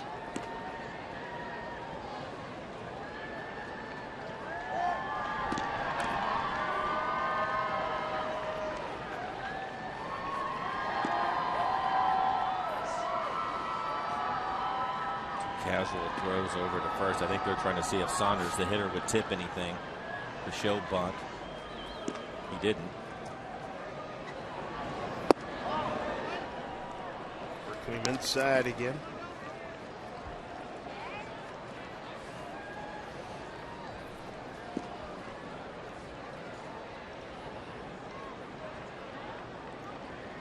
Saunders 1 for 3 with a home run against Breslau.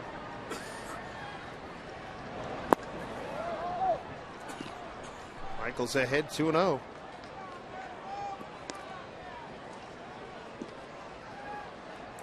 A's took a 1-0 lead in the third on a De Jesus RBI groundout. Mariners tied it in the sixth. Jack Cust swinging 3-0. Base hit the center scored Milton Bradley. Now chance for the lead.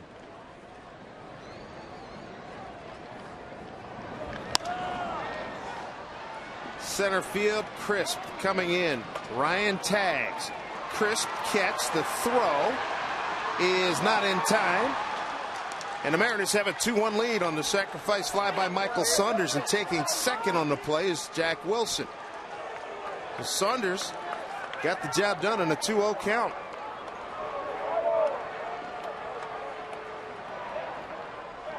Now batting, 2-0, being aggressive, hits a fly ball. Coco Crisp coming in. Brendan Ryan with some good speed. Beats the throw of Crisp. Nice job by Jack Wilson to tag up at first. So now he's down at second base. We get a chance to watch Brendan Ryan run similar slide to last night. Reach back with your hand. So that'll do it for Breslau. Bob Guerin coming to get him. Mariners have the lead. They're going to bring on Grant Balfour, a hard-throwing right-hander. Michael Saunders has given the Mariners a 2-1 lead.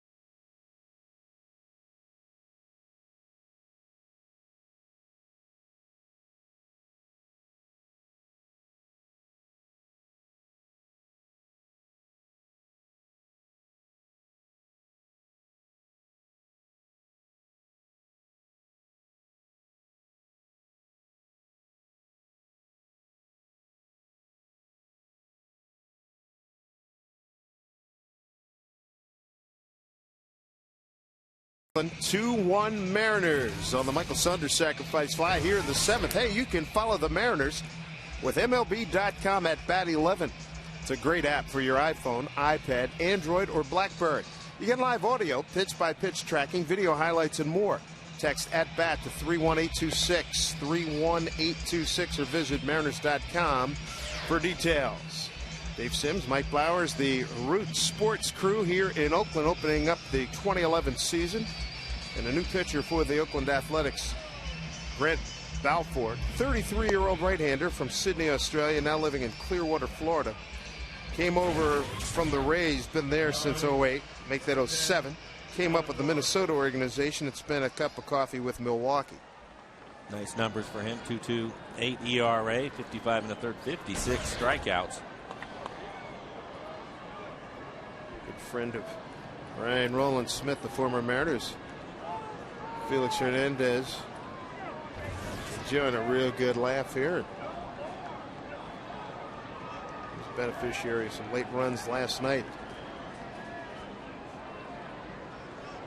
Jack Wilson at second. Strike one to Adam Moore. Balfour's got a good fastball. Adam Moore likes to hit the fastball.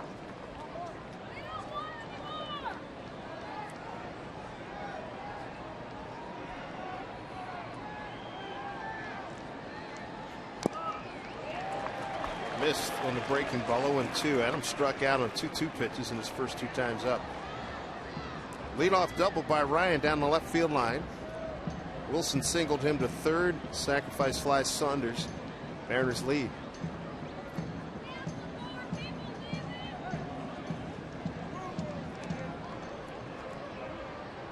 Meanwhile, Jason Vargas has been super efficient. Gave up a run on 4 hits in the first 3 innings. 0 cents.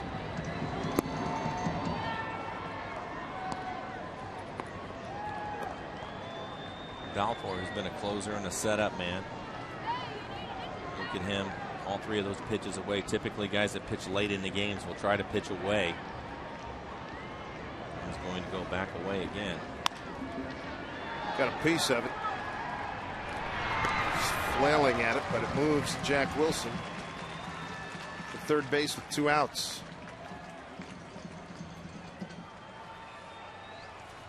So 2 outs, runner at third. Number 51.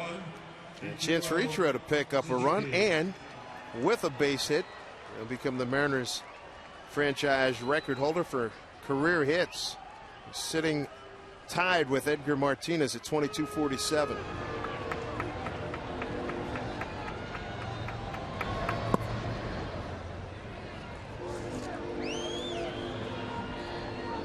One of the things we've seen from Bob Guerin over the last couple of years, in these situations, he will walk Ichiro. He didn't do it last night. Ichiro made a pay with a base hit and an RBI. He may think about doing it here.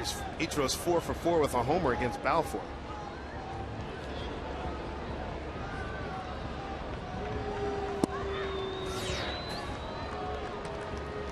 Those 2 breaking balls down out of the strike zone. Ichiro didn't chase it.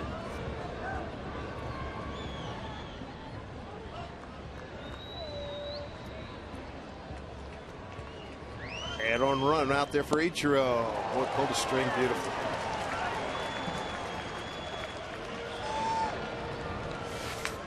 Ichiro thinking 2-0. We may get a fastball, but he doesn't. Hard breaking ball. Swings over the top of it.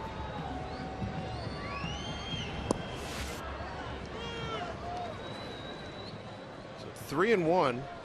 Sean Figgins is on deck. As you mentioned, Ichiro 4 for 4 with a home run against Balfour.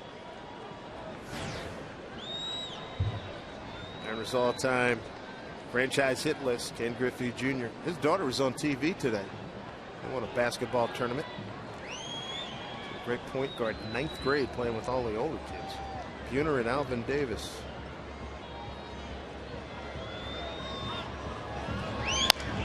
Goes the other way, foul ball.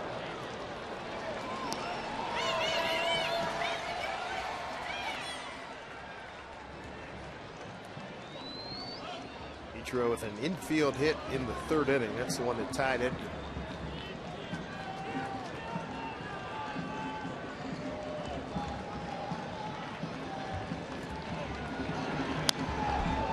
Well, he reared back and threw that one at 93. Throwing a couple breaking balls in there. I think he'll go back to the breaking.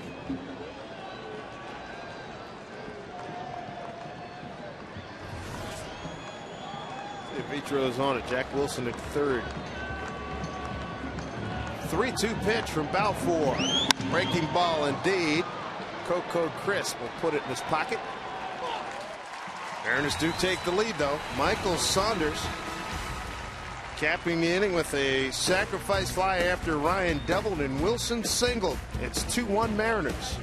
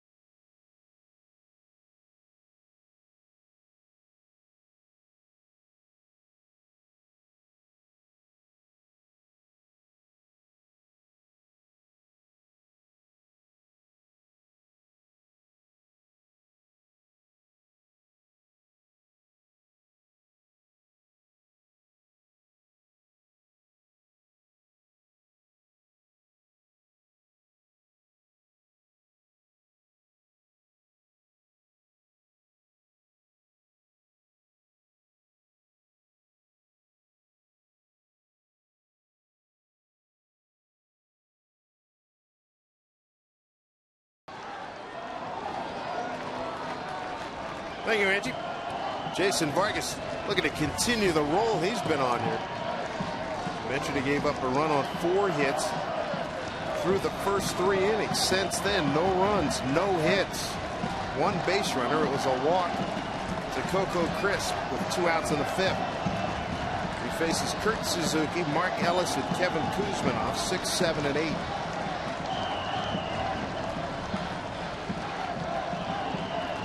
Saunders dunks one over the fence. Yellow balloon.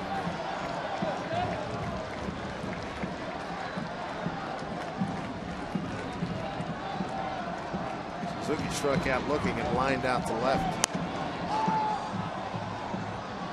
Smoke giving chase.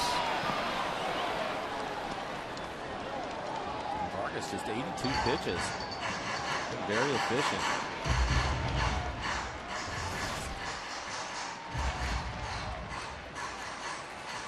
This is what he's done. Boy, you like that. Felix rang up a bunch of the single-digit pitch innings as well. Ryan comes in, buys a little time, let Smoke catch his breath.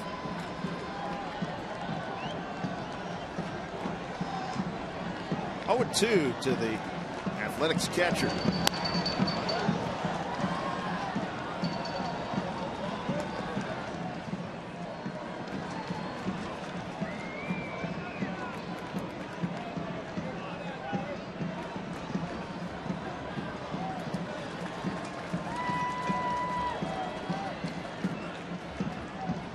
Whoa, way upstairs. All with 2 strikes. Been 14 starts since Vargas pitched into the 8th inning. Might this be the night he gets to the 8th? Ryan. Well done, Bob. And pulled Smoke off the bag. A base hit.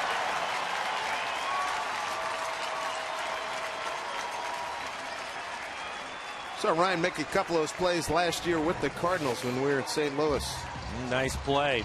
Slide so he can pop up right away, gets rid of it quickly. Actually gets a lot on this throw, but it's just a little bit wide. Smoke has to come off the bag to make the play. He's done that before. A little wide on the throw. Mark Ellis. He extended his hitting streak to 15 games with a base hit back in the 2nd. He's 1 for 2. Jamie Wright, who was untouchable in the spring, he's up and throwing for the Mariners.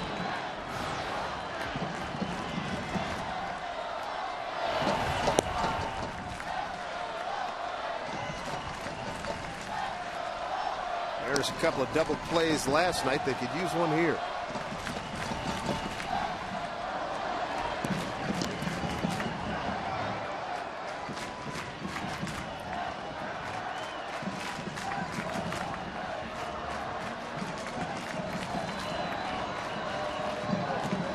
Vargas, as we told you, his expression does not change. Down 1-0, up 2-1.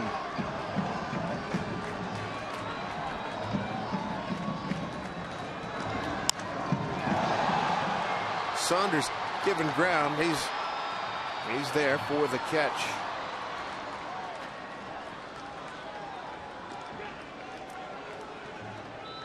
One out here in the A's 7th.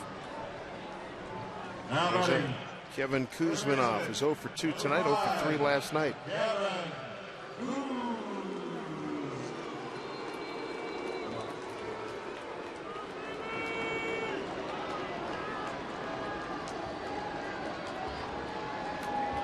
Kuzminoff is fly to left and tap back to the pitcher Vargas.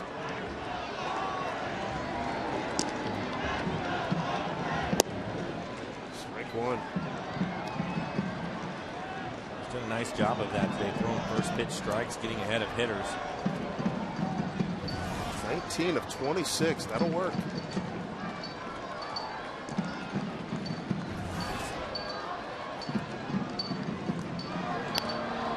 Speed pitch fouled off.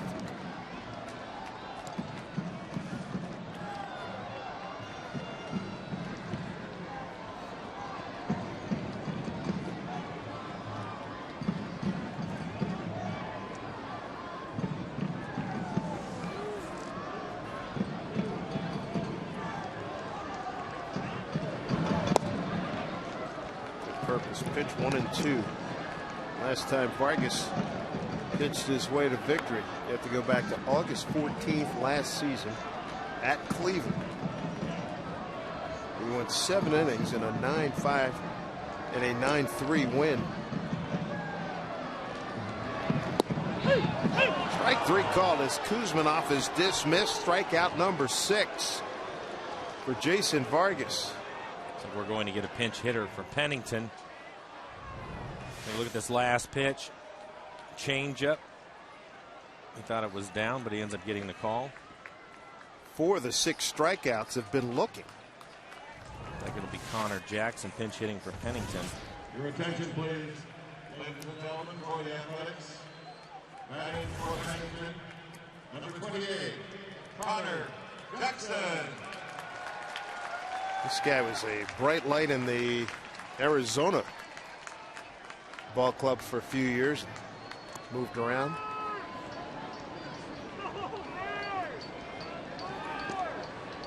Eric Wedge is going to counter. And Vargas is going to leave with a 2-1 lead. Going to turn it over to Jamie Wright. We're in the 7th inning. 2 outs. A runner aboard. Vargas, heck of a job here tonight in Oakland.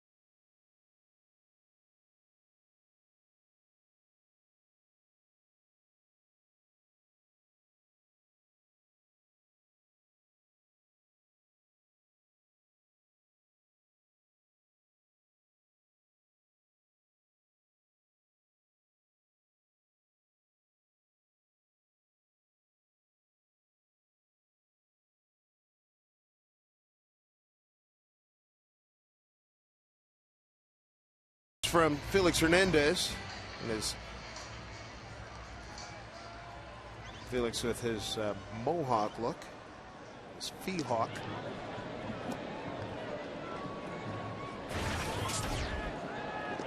Those are the numbers Dave was talking about. Spring training, 12 innings pitched, no runs, just 4 hits, 1 walk.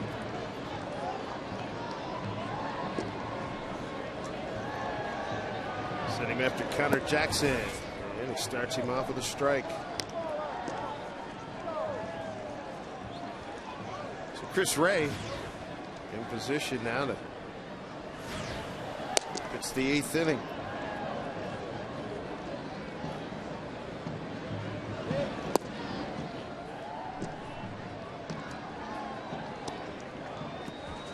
Jamie Wright's been around for a long time.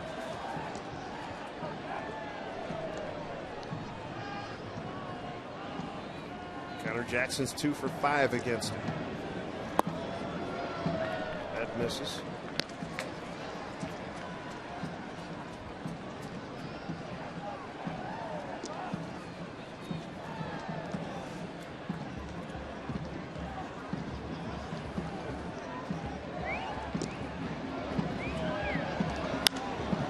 Fly ball center field. No problem for Saunders. Jamie Wright gets the job done. So the A's get the leadoff man aboard and nothing across into 7th. Still a 2-1 Mariner lead.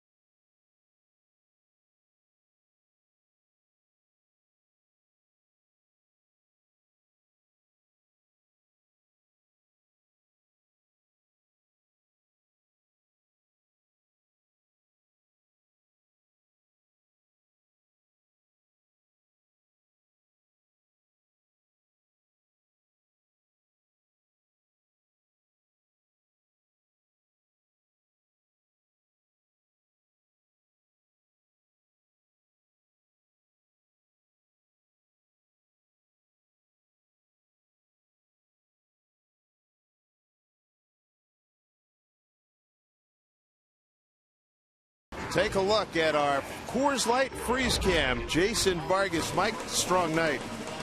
Really did a nice job just giving up the 1 run. But had command of his fastball. We talked about him having to pitch down in the zone and pitch to some contact. Well, ended up with a share of strikeouts tonight. But you can see the pitches are all down in the strike zone. A's not able to do much with them. Nice effort by Jason Vargas. 6 strikeouts, 4 looking tonight. 92 pitches, 51 for strikes. Check out his line. You want to beat the A's, do what Felix did last night. No walks, just 1 walk for Vargas tonight. And help those guys out by putting people on. Nice job by Jason Vargas.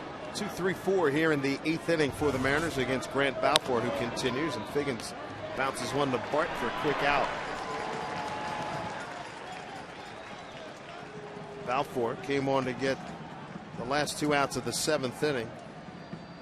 Replacing Craig Breslow, who took over for the starter Brett Anderson.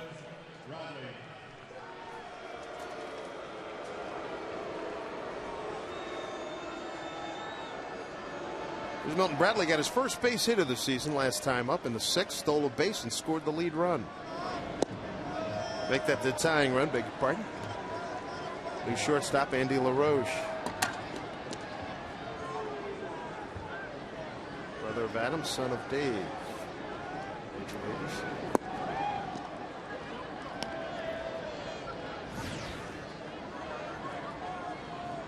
Brian Fuentes in the A's bullpen. Still brings that frisbee, huh? 1-1 to Milton Bradley. There's a base hit for Milton. Starting to dial it in. Picking up where he left off. And a good spring. 1 out base runner. This pitch gets in on his hands a little bit, but Milton's strong enough. Fight it off and dump it into right field. He has 2 base hits on the night. Jack Cuss tied it in the 6th. Got a 3-0 green light, single to center. Bradley scored from second base after stealing that bag.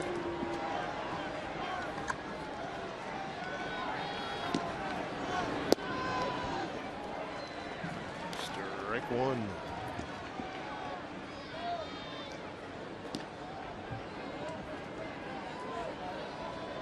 Chris Ray continues to throw in the Mariners' pen, so we'll see him in the 8th inning.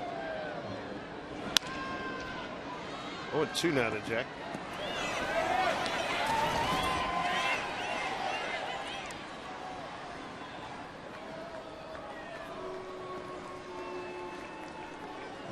Chris with Texas and San Francisco last year.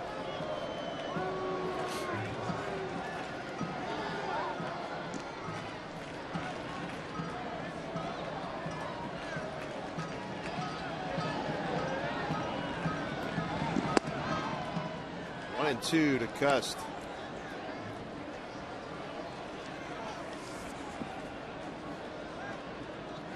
Cust a career 0 for 4 against Grant Balfour.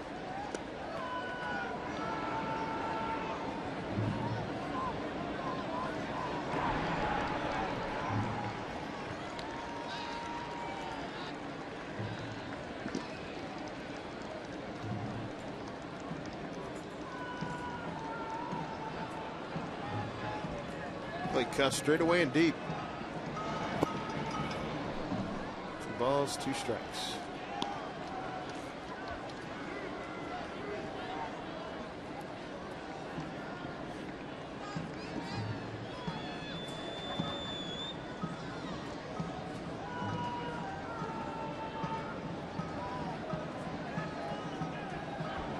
Big pitch here.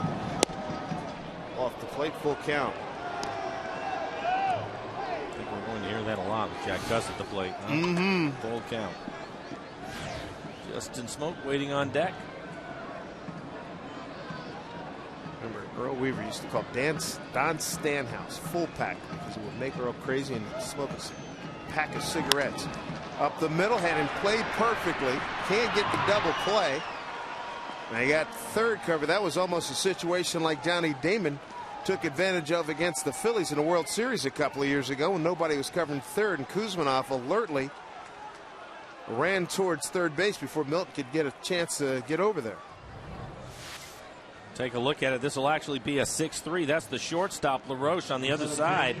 The third baseman, Kuzminoff, wasn't going to get to second in time, so he just gets the out. But Kuzminoff tried to get to second, and watch Milton. Nobody at third. Kuzminoff actually passed him, and nobody at third by the time Milton realized it.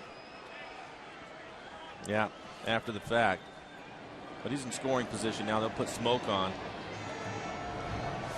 Very similar play. Phillies and the Yankees a couple years ago in the World Series. Remember that, Johnny Yes. Damon?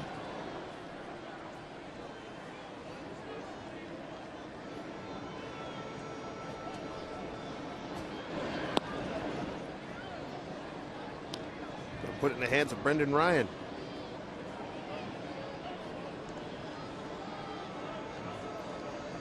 Going to have runners at first and second. 2 outs. Yeah, Brendan's 1 for 3. He has a double and scored a run in the game.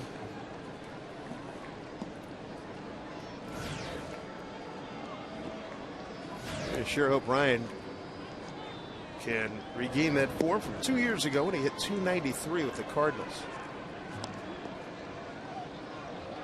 Here comes Bob Guerin.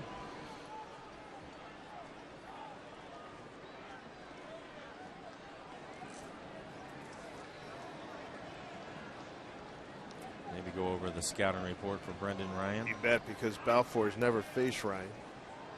Ryan coming over from the National League. This copyrighted telecast is presented by authority of the Seattle Mariners. It may not be reproduced or retransmitted in any form.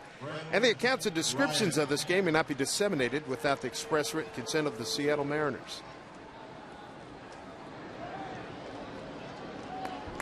2 outs.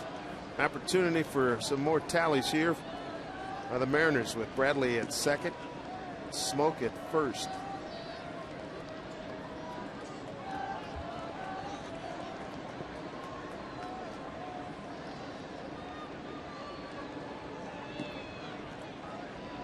Ryan hit a hot smash double down the left field line into the corner. Scored a run in the 7th. Gave the Mariners the 2-1 lead.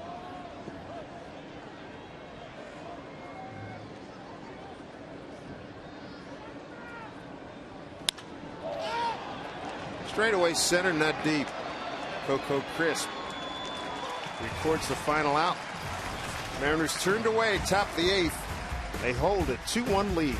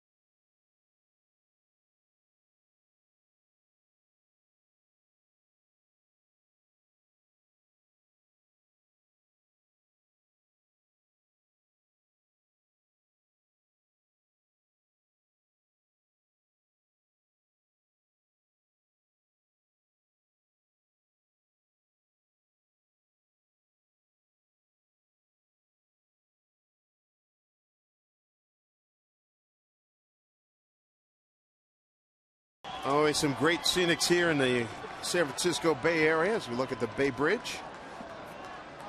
And right now, making his Mariner debut, Chris Ray. Ray in a unique position last year. He pitched for both World Series participants last year, Texas and San Francisco. That's a great bunt by Chris.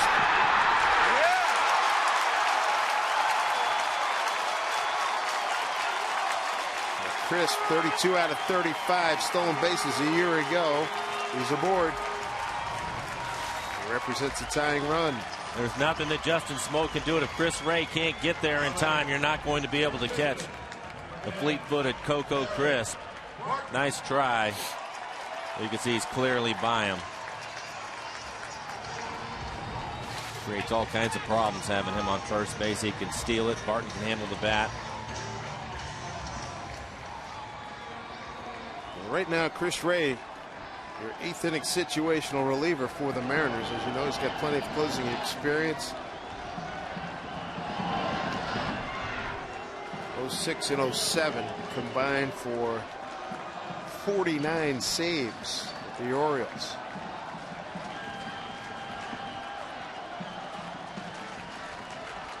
Missed all of 08, right elbow surgery. Line drive, broken back, base hit. Lead runs aboard.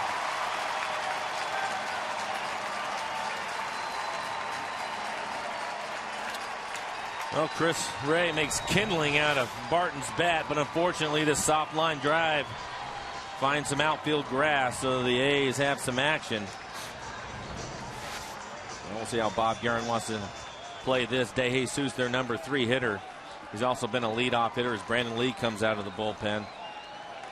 He'll start to warm up, but he can do a lot of different things also. That'll bring out Carl Willis to buy league sometime. Pitching coach for the Mariners. Ray has faced DeJesus in the past. David's 0 for 3 against Chris Ray.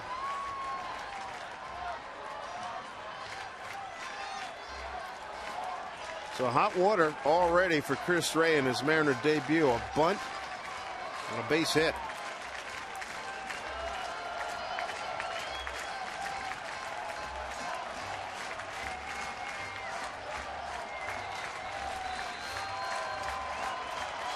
Both bullpens are active.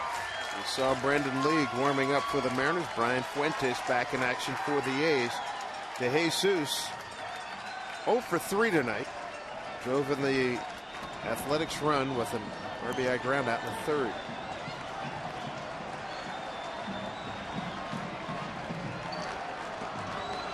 Sean Pickens up at third base, ready for the bunt. Smoak the same at first.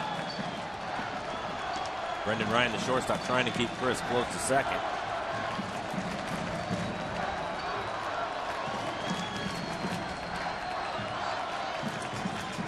Here we go. Ball 1. Tracer's got it in the zone.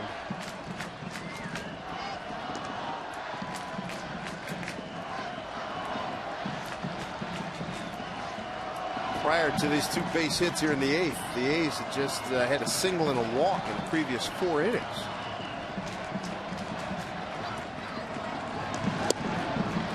And now 2-0.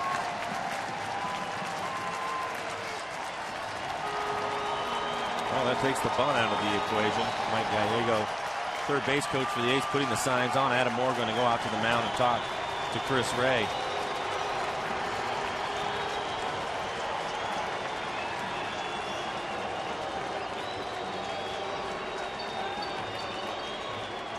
Typically when they call the shortstop in, they're going to switch the signs up.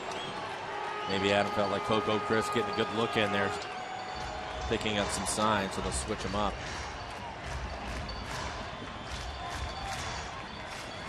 So League, who is the starter, the closer here for the Mariners, with David Ardsmo on the shelf for at least another month. And Eric Wedge said he wasn't afraid to pitch him 2 innings if he needed to, so that's why he's up here in the 8th.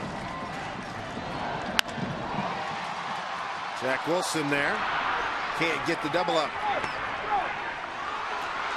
And now Barton's off the bag. They're going to get him. And Barton clearly got fooled. Here comes Bob Guerin. I thought I clearly saw the second base umpire put his hands out like it wasn't a catch. This will be interesting to see. I think Bob Guerin is arguing that the ball was caught in the air, so the runner should stay. We'll let him sort it out and see what happens here. It was hard to tell from here whether Jack actually caught the ball in the air or trapped it. Rob Drake, the second base umpire. There's a line drive out to second. Watch the umpire. He says no catch.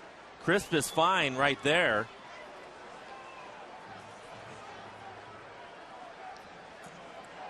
So no catch. Well, if it's a no catch, then the runner at first should be out at second base, correct? And that's what happened. And here's the relay, and the runner's safe there, so they have the runners where they're at if it's a no catch. Right. So everything is right the way it is.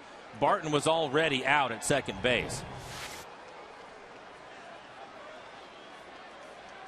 I was looking at the umpire right there. I couldn't tell. Could you tell if Jack caught it cleanly or if it hit the dirt? Because I was watching the umpire to see what his call. But he clearly called a no catch right away. Yeah, that's what I saw. I was watching Drake. So Barton. Let's take a look, see if Jack catches it in the air or not.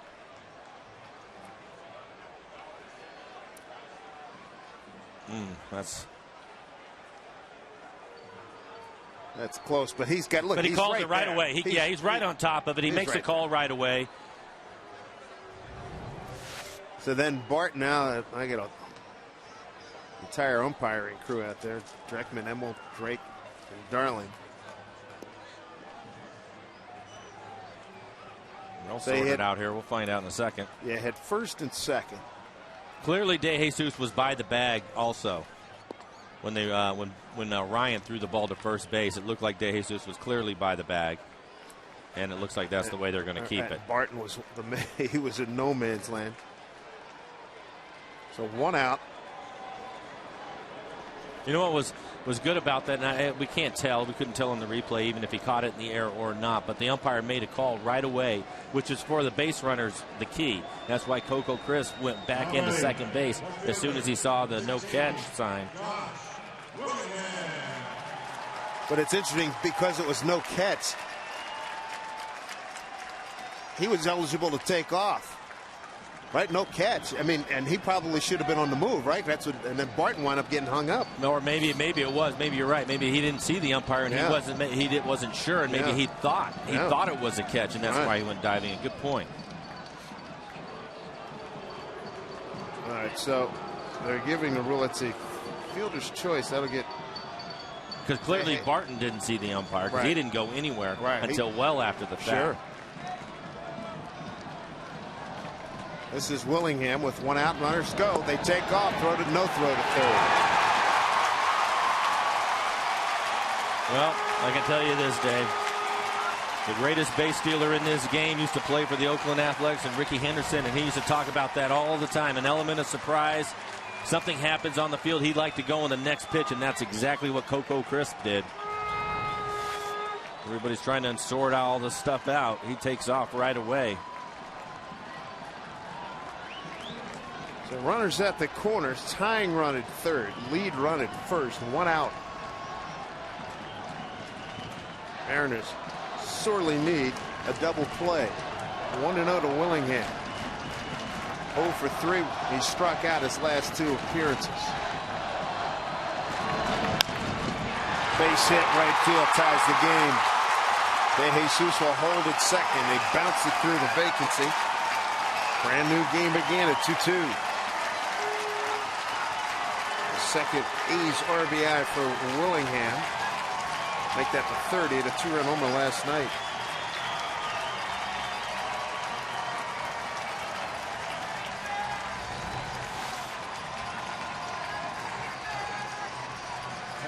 Looks like he gets a breaking ball, doesn't do much, and just punches it through the hole on the right side.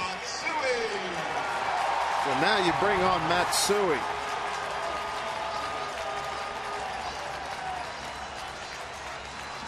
Runners at first and second.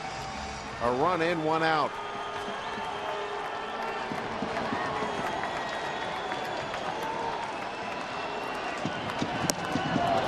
hack by Matsui, who's 0 for 3 tonight. First pitch fastball.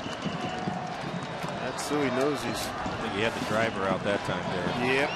Matsui 1 for 3 against Chris Ray, and yeah, it was a long ball.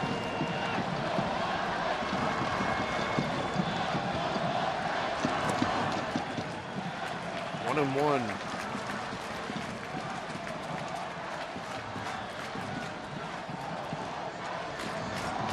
Infield hit by Chris. Barton with a base hit. A funky play where they thought they might have had a chance to get a double up. Fielder's choice. Barton's retired. There's Ryan short hop. Throw out Matsui for the second out.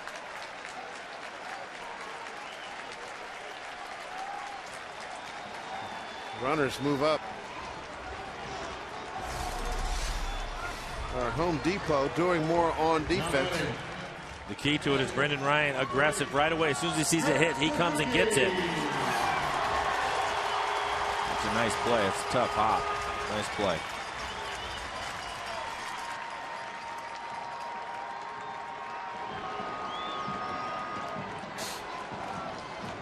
Well, now Kurt Suzuki got an infield hit his last time up. He's 1 for 3.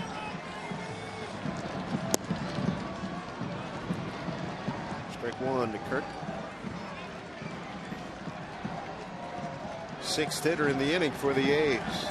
Looking ahead to the Mariners' 9th, 7, 8, 9. Wilson, Saunders, and Moore. Well, dribbler to Figgins. Takes care of it. To the 9th we go, tied at 2-2. Rocky Mariner debut for Chris Ray.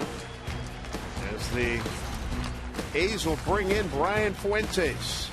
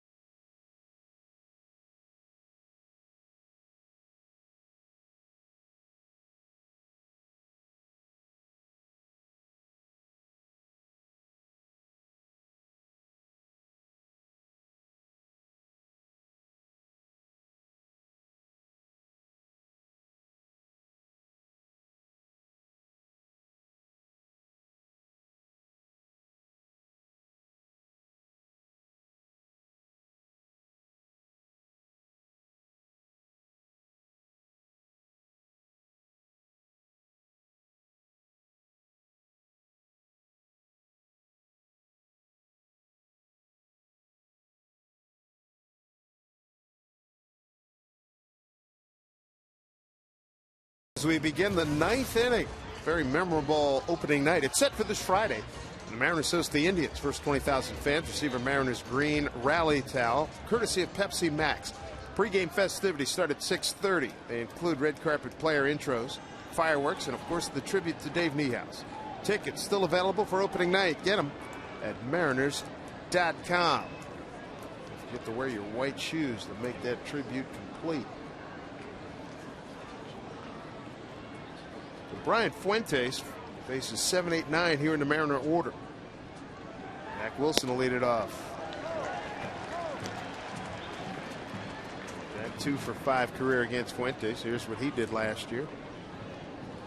47 strikeouts in the 48 innings that he pitched, but 20 walks. That's a lot of walks.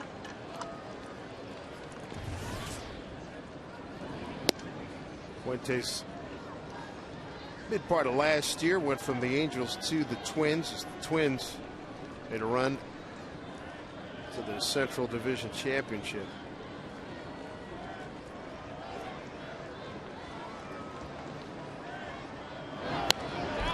Pop straight back. Jack Wilson tonight. 1 for 3, got a base hit in the 7th inning.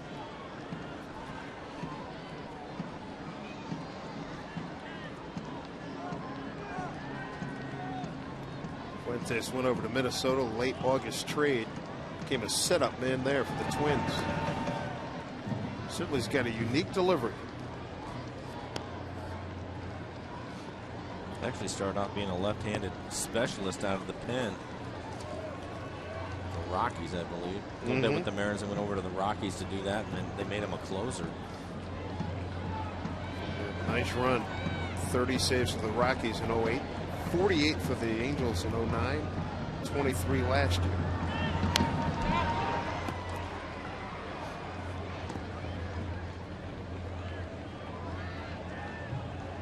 Two and two to Jack Wilson. Saunders to follow, then Moore.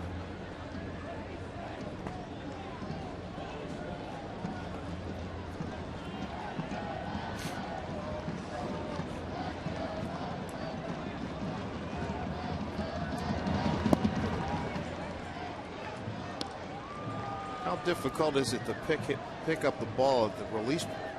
I would think for the right-handed hitters, you would be able to pick it up early. Lefties would be real tough, but I think for the righties, they should be able to see the ball out of his hand early. Saunders next, left-handed hitter. Jack finds a hole, base hit. 2 for 4 night for Jack. Consecutive base hits. Gets out in front of this fastball and hits it through the hole.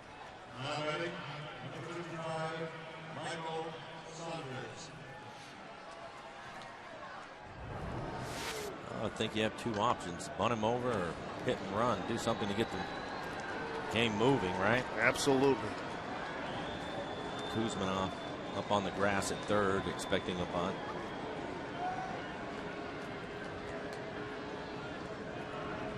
Saunders showed bunt and throw over. In the situation, you'd like to see him bunt it towards the first baseman, because Kuzminoff, the third baseman, he'll break early and get right on top of him. Barton will have to wait at first because of the runner.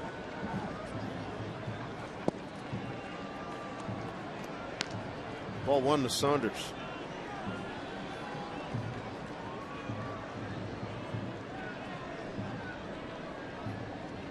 Miguel Olivo.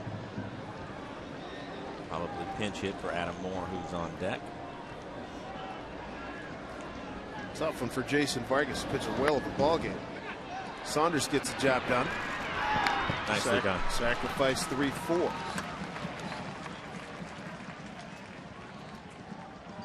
Saunders had a sacrifice fly his last time up. Gave the Mariners a lead that was short-lived. And it will be Olivo.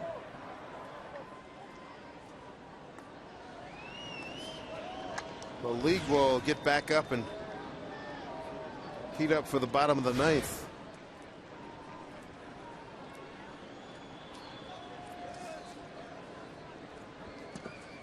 So here comes Miguel Olivo.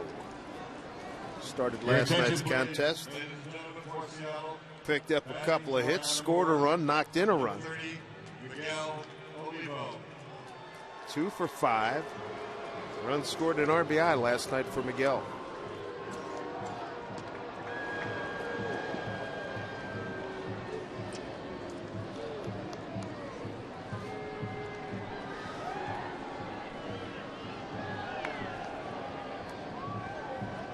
See the numbers there for Mr. Olivo in a pinch hitting role. Going up there, being aggressive. Strike 1. Hold the string on him. A lot of times when you pinch hit, what you're taught is to be aggressive. First couple of pitches, try to get a swing off. You might get a good fastball to hit.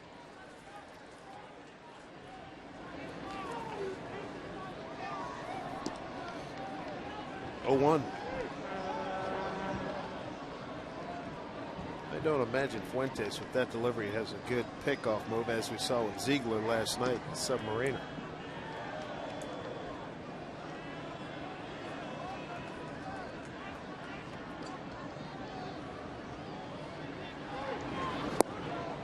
String again. This was our producer telling me that back in his days with Colorado, just the opposite, that Fuentes had a great move to second base.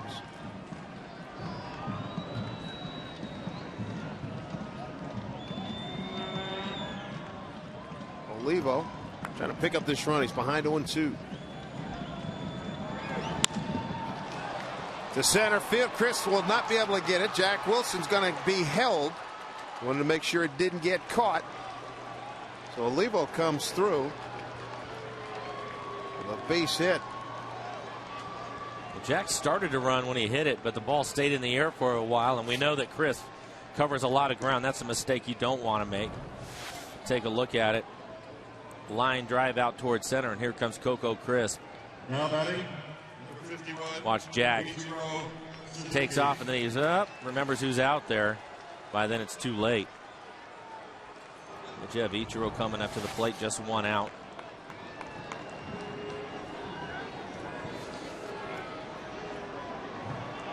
Ichiro tied now with Edgar Martinez, career hit leader, Mariner franchise, 22-47. He could make this a real big one here if he can get a base knock and give the Mariners a lead. 2 runs on 10 hits for the Mariners. 2 runs, 8 hits for the A's. I'd say a decent fly ball should get Jack Wilson, and Jack runs well. So he doesn't have to hit it real deep to score. Field in close. Looked like Suzuki. Boy, had to get crossed up, and he made a heck of a play there.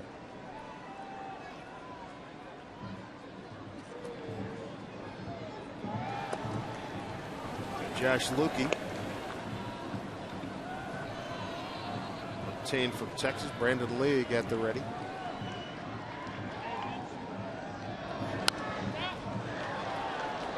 Lukey will probably get the call if it's still tied, and Lee will come in if the Mariners get the lead.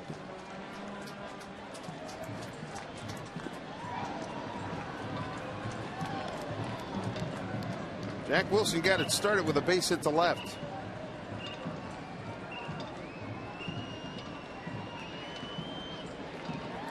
Big spot for Ichiro. 1-2. Lead run at third. Infield in close.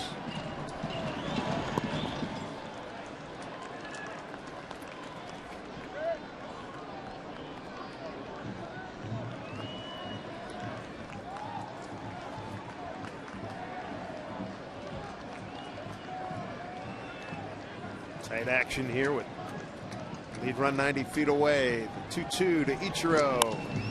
Put it in play. They come home, throws it away. Wilson scores. Digging for third. Olivo, he is safe. So the Mariners take advantage of yet another athletics miscue. The Mariners have the lead at 3-2. Will be an RBI for Ichiro. Run scored. Bart knows game's tied. We're in the 9th inning. He just tries to make a play at the plate. He has to range over. Take a look at range over to his right, and he throws back across his body. Not an easy play, but he had no choice. He had to try to make the play at the plate. See Jack take off right away. Nice jump at third. Heads up play by Olivo, who gets into third base. Missed a lot of time in spring training. Groin pull for Olivo, so he must be feeling much better because he was running well on the play. And here's a wild pitch. Coming in is Olivo, and the Mariners have a 4-2 lead.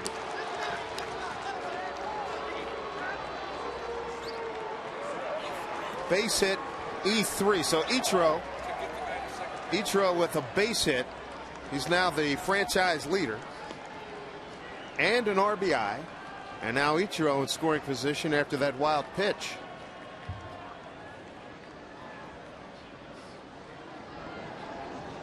And the A's continue to help the Mariners out. How about that? Was it 5 errors last night? Yeah. Right after a wild throw to home, pitcher throws one to the backstop. And he's all over the place. So Ichiro puts it in play right here, and this is the record breaker. 2,248 base hits. He picks up an RBI, his second hit tonight.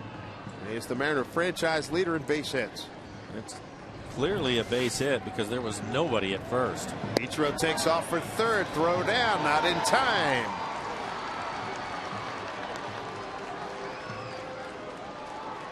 So Ichiro with a stolen base. Last night he enjoyed a fine evening on the base paths with 2 stolen bases. So in game 2 he's got 3 bags. Ed Ziegler's up and throwing. Eric Wedge stays aggressive. He's letting these guys run. Last night we saw him go on a contact play that worked. He does it again tonight with Jack Wilson at third. Another contact play. Staying aggressive.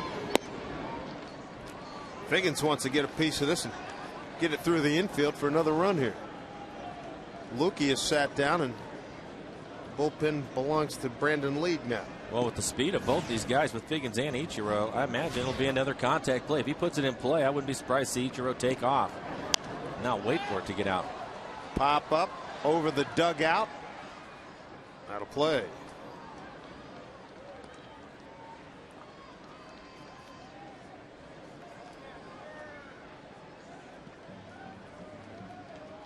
What an inning. You know, the Mariners, not exactly Harvey's wall bangers. So you go the other way, whatever you got to do, and then you capitalize on mistakes.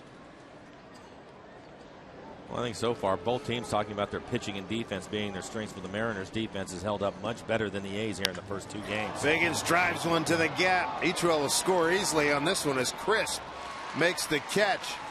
RBI for Figgins on the sacrifice fly. It's a 5-2 Mariner lead. It's a big run. Yes, it is.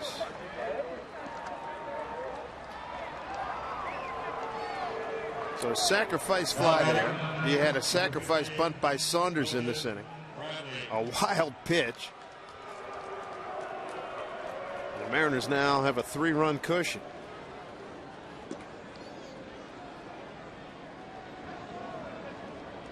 That is a quick turn of events.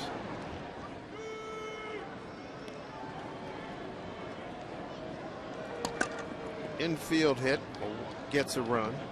Wild pitch gets a run, and a sacrifice fly.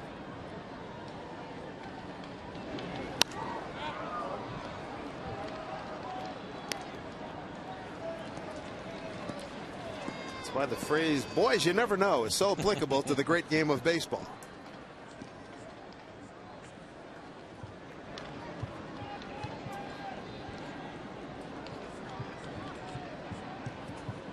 One to Milton. Down low.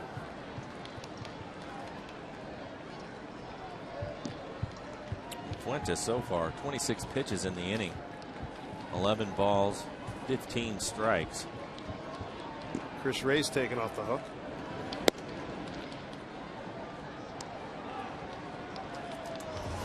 Chris came in and gave up a run on 3 hits, tied the game in the bottom of the 8th.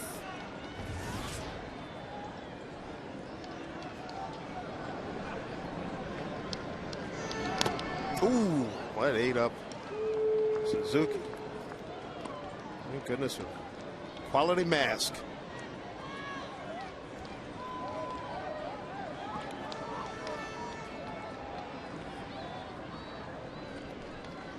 Suzuki's ready to go.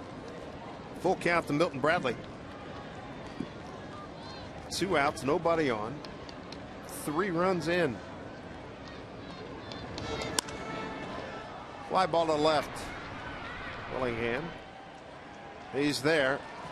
And that'll do it for the Mariners. Damage aplenty. All good stuff for the good guys. 5-2 Mariners as we head to the bottom of the 9th. And Brandon Lee coming in to put it in lockdown.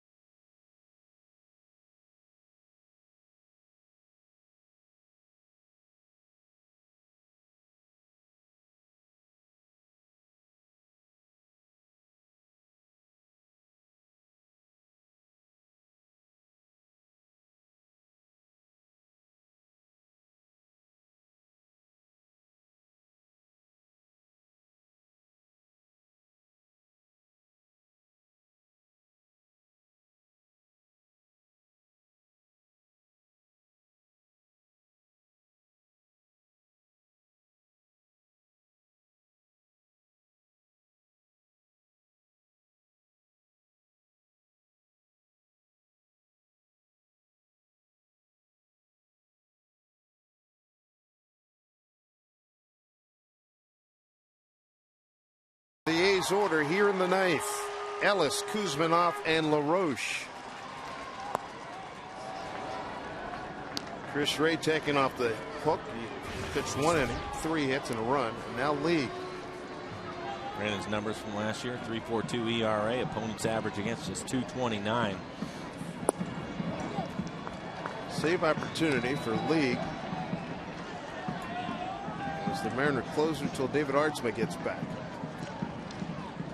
Shaky start of spring training for League, but a good finish.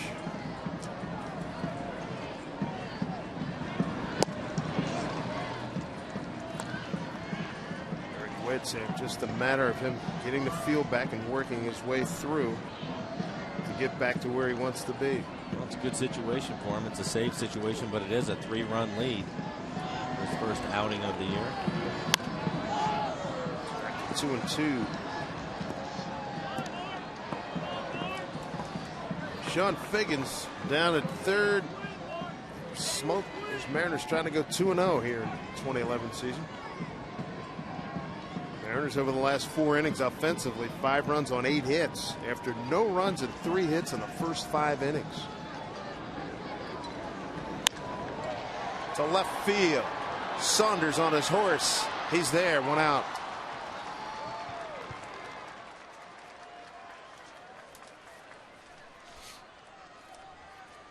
Wednesday, April 13th, Mariners and Blue Jays close out the first homestand of the season.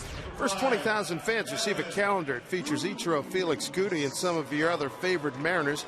Thanks to Verizon Wireless. Get your tickets at mariners.com. 1 out. Here's Kevin Kuzminov. Ellis with that fly ball. 1 for 4. Kuzminov, he's 0 for 3.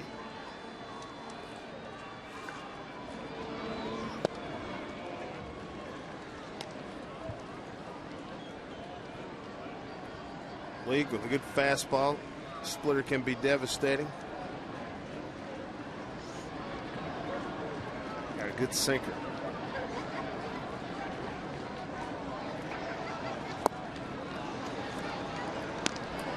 It's a good split, 85 miles an hour. Kuzminov right over the top. Kuzminov a career 0 for 3 against League.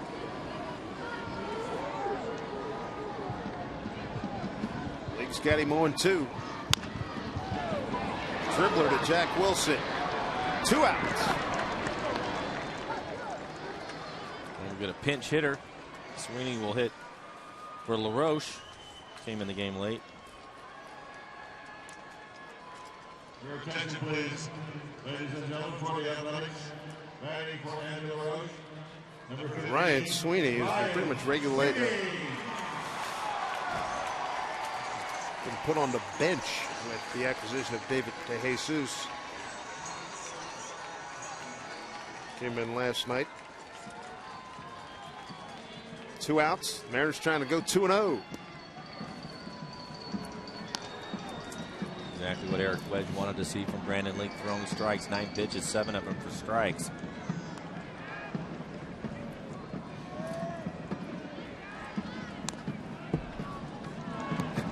Quick 0-2.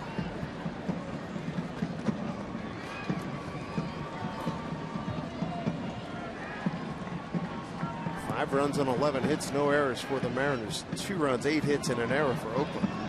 Strike away from victory. The 0-2.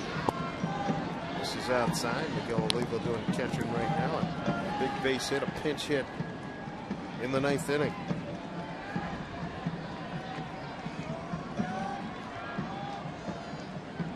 1 ball, 2 strikes. That's a tough pitch.